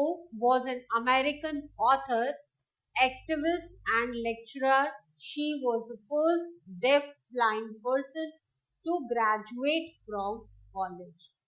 राइट. सो ये सिर्फ ब्लाइंड ही नहीं थी, ये डेफ भी थी, इनको सुनाई भी नहीं देता था, फिर भी ये फर्स्ट पर्सन थी जिन्होंने ग्रेजुएशन की थी. she was not born blind and deaf. she fell ill when she was 19 months old. यानी कि वो पैदा जब हुई थी तब वो ब्लाइंड नहीं थी, लेकिन जब वो 19 months की थी तब वो बीमार हुई और कुछ ऐसी बीमारी होगी जिससे उनकी देखने की और सुनने की जो क्षमता होती है वो खत्म हो गई.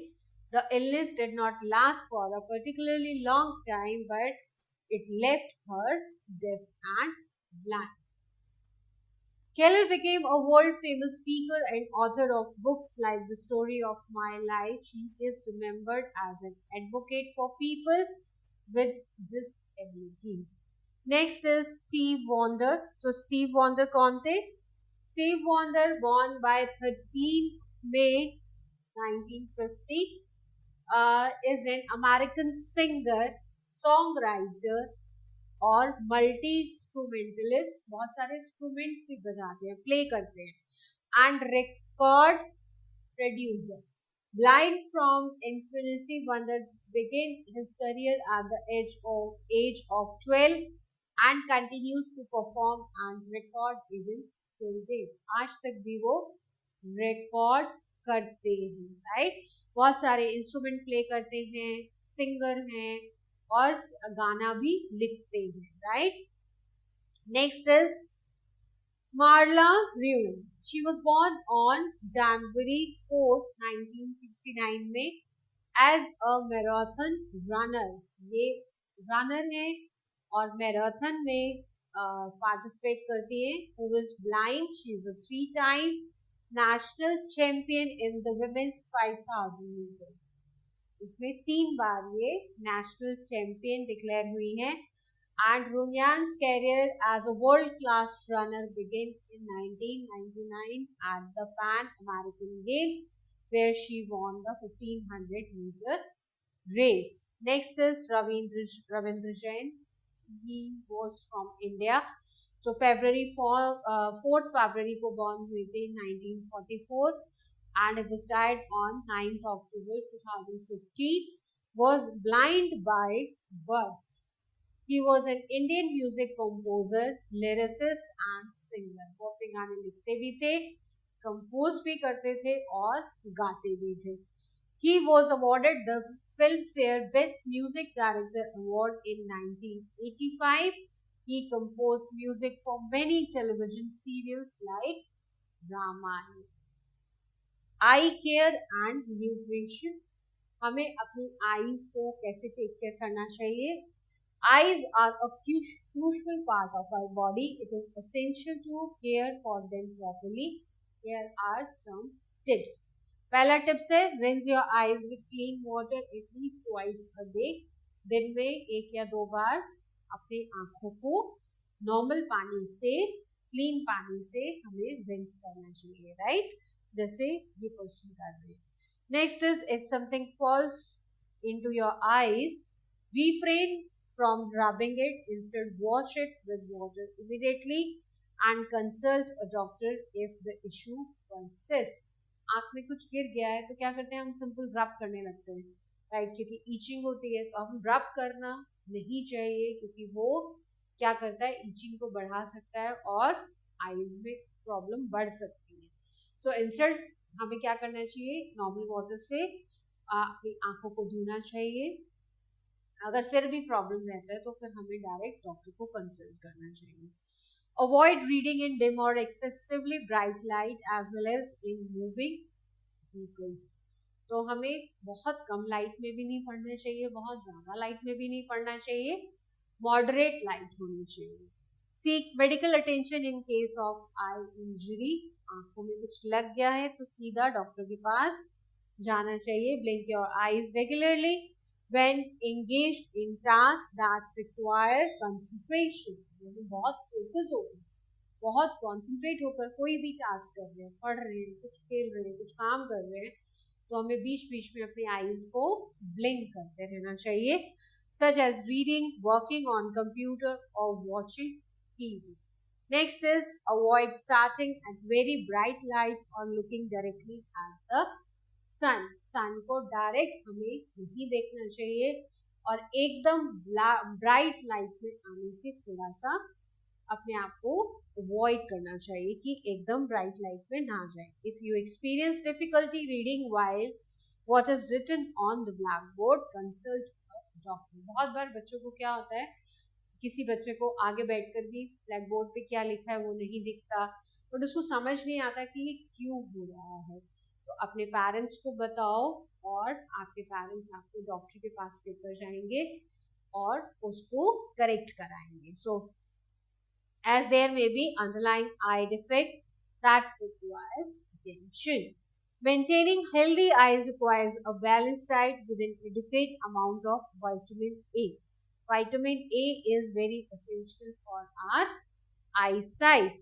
Foods rich in vitamin A include raw carrot, broccoli, green vegetables, cod liver oil, egg, milk and milk products, as well as fruit like papaya and mango. ये सब food items vitamin A में rich हैं. Additionally, vitamin C and E are also beneficial for I health. तो कौन कौन से vitamin हमें खाने चाहिए अपनी आईज के लिए? Vitamin A, C and E.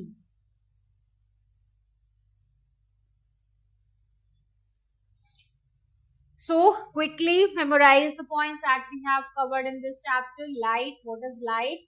This is a form of energy which gives us sensation of seeing objects. Next is reflection of light. Reflection क्या था? The phenomena of bouncing back of the light from the surface of an object. Angle of incidence, I, जो कि था angle formed between the incident ray and the normal. जो एक perpendicular line हमने draw किया था, normal और incident ray के बीच में जो angle बनता है वो एंगल ऑफ इंसिडेंस होता है, और जो नॉर्मल और रिफ्लेक्टेड रे के बीच में बनता है वो होता है angle of reflection. Multiple reflections क्या थे? The phenomena in which we get multiple images of an object. एक ऑब्जेक्ट की बहुत सारी पिक्चर्स है, उसको कैलकुलेट करने के लिए इमेजेस, उसको कैलकुलेट करने के लिए हमने फॉर्मूला भी सीखा था. Dispersion of light क्या है? The phenomena of splitting of white light into its component colors. 7 colors Vibgyor में split करता है white light को. Persistence of vision क्या होता है कि अगर कोई ऑब्जेक्ट हमारी आई के सामने से हट भी गया तो भी रेटिना पर उसकी इमेज फॉर्म्ड रहती है for 1/16 of second. Right? Accommodation क्या था? The ability to eye to alter the focal length of its lens so it can clearly see all the object within the certain range. तो क्या करता है lens? Focal length यानी focus को adjust करता है. इस फिनोमेना को बोलते हैं अकोमोडेशन या इस एबिलिटी को. Near point of eye, normal eye में 25 सेंटीमीटर होता है, यानी कि कोई ऑब्जेक्ट हमारी आई से मिनिमम 25 सेंटीमीटर दूर होना चाहिए, तभी हम उसको क्लियरली देख पाते हैं. फार पॉइंट ऑफ आई इंफिनिटी होता है, कितनी दूर तक हम देख पाते हैं. विजुअली चैलेंज्ड पीपल होते हैं, the people whose vision is extremely poor और they are blind. We call the points, there are 2 types of reflection. कौन सा होता है? 2 टाइप्स नहीं, 2 laws of reflection.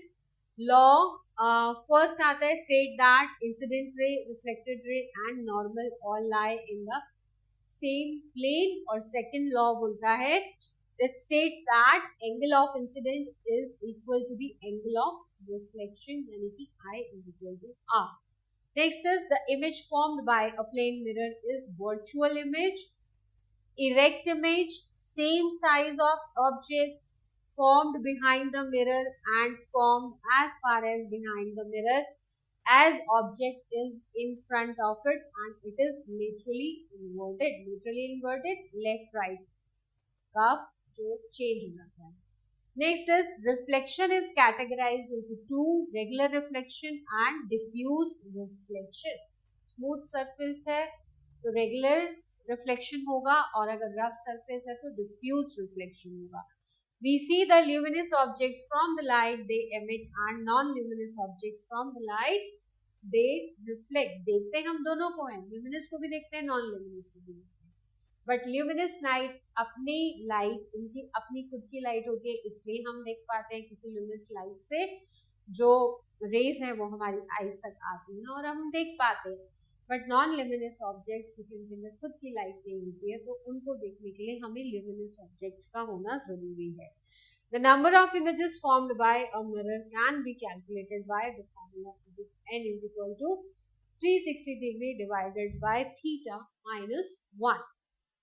The human eye is nearly spherical with a slight bulge in the front measuring 2.5 cm in length. It is equipped with eyelids. Eyelids होते हैं जो एक shutter की तरह वर्क करते हैं, राइट, और डस्ट से और बाकी इंजरीज से आईज को प्रोटेक्ट करते हैं. The I comprises very components. बहुत सारे कॉम्पोनेंट हैं, जैसे कि कॉर्निया है, आयरिस है, प्यूपिल है, लेंस है, रेटिना है, ऑप्टिक नर्व है, सिलियरी मसल्स है, स्कैलरा है एंड ब्लाइंड स्पॉट है. ये सब कंपोनेंट्स ऑफ आईज हैं. Nutritional deficiencies, improper reading habit और genetic factors can lead to vision defect. क्या क्या होता है इसमें? मायोपिया होता है जिसको हम शॉर्ट साइटनेस को बोलते हैं. लॉन्ग साइटनेस जो होती है वो हाइपरमेट्रोपिया होती है, और कैटरैक्ट की प्रॉब्लम होती है. Visually challenged people employ various aids और रिले ऑन अदर सेंसेस. जैसे कि इनको दो कैटेगरीज हमने डिवाइड किया है, non optical aids and optical aids. दूसरा next point, the Braille system stand out as the most common non optical aid. Non optical aid मतलब ये आप बिल्कुल नहीं देख सकते हैं, used by visually challenged people. So now it's time to do the exercises. So children, first question is darken the correct option in the OMR sheet. First is according to the second law of reflection, the angle of incidence is equal to the angle of reflection. So I is equal to R, right? So darken, I'm darkening this C option here, right? So rest you all need to do. Second one, the number of images formed when the angle between two mirrors is 24 degree. तो कितने images बनेंगे? 14 images बनेंगे. You can calculate by the formula. When the ciliary muscles relax, the thickness of lens reduces. कम हो जाती है lens की thickness. Next is the image of an object is retained on the retina for about 1/16 of a second. And the fifth one, a man is suffering from myopia. Which of the following statement holds true for him? So the correct statement is he wears spectacles with the concave lens of appropriate focal length. So myopia में concave lens use किए जाते हैं, और metropia में कौन से lenses? Convex lenses. Next question is fill in the blanks. First fill up is normal is a line perpendicular to the surface of the mirror at the point of incidence. Next is the image formed by plane mirror is always erect. तो plane mirror में जो image form होती है वो हमेशा सीधी form होती है.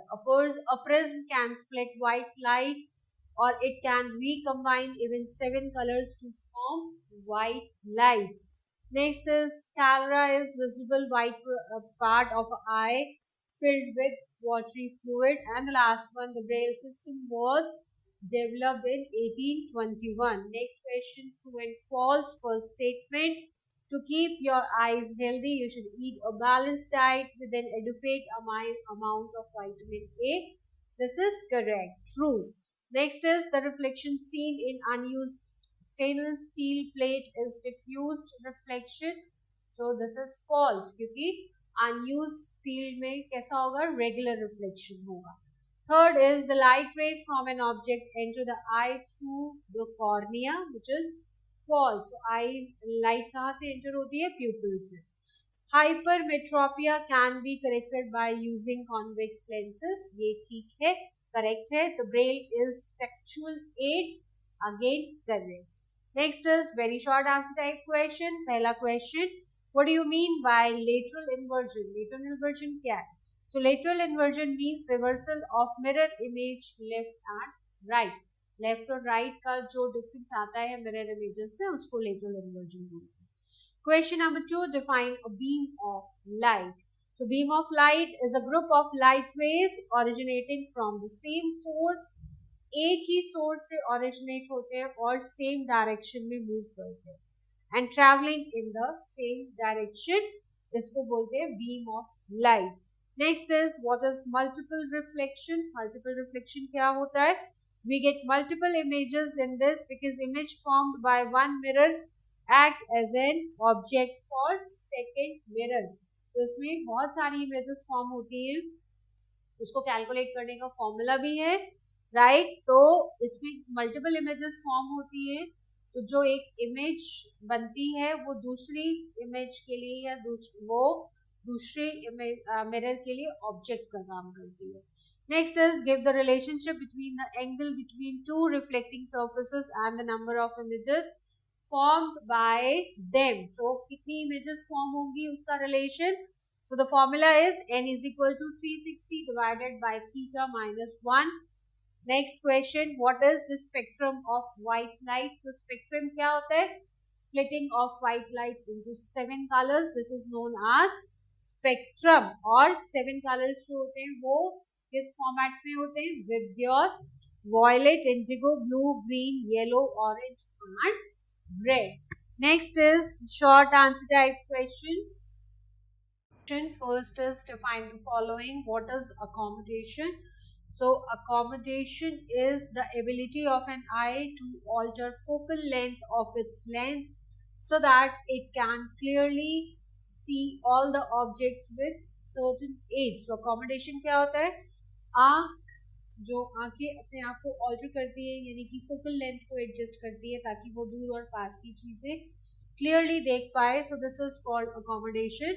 Next is light. So light is a form of energy that gives us sensation of seeing objects, right. तो लाइट क्या है? एक एनर्जी की फॉर्म है जो हमें सेंसेशन देती है किसकी, ताकि हम चीजें देख पाए. और आंख क्या है? एक सेंसरी ऑर्गन है. What is far point? So the max distance at which a normal eye can see the objects clearly.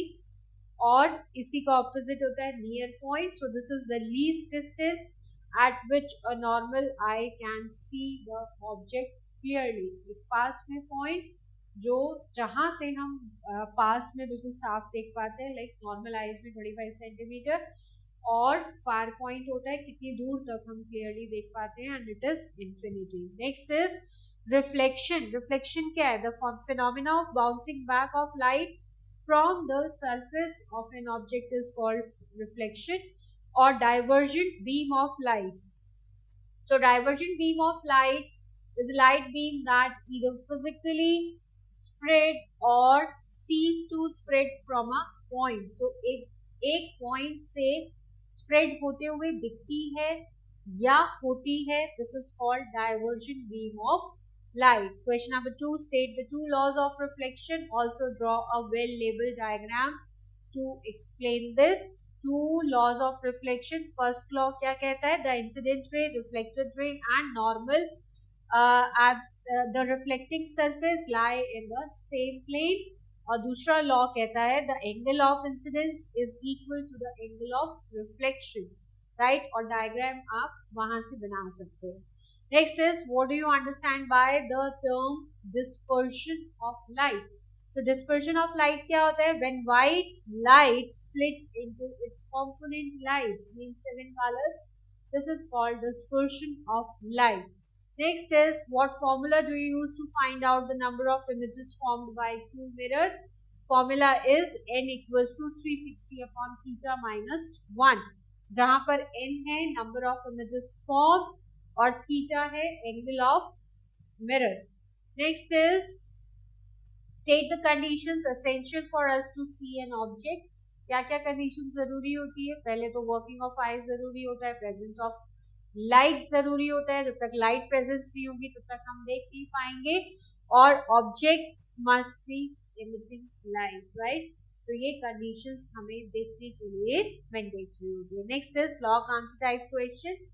So this is your homework. We have already done while the explanation of the chapter. So children, this was your last chapter. That's it for this session. For more videos, stay connected. Bye and take care.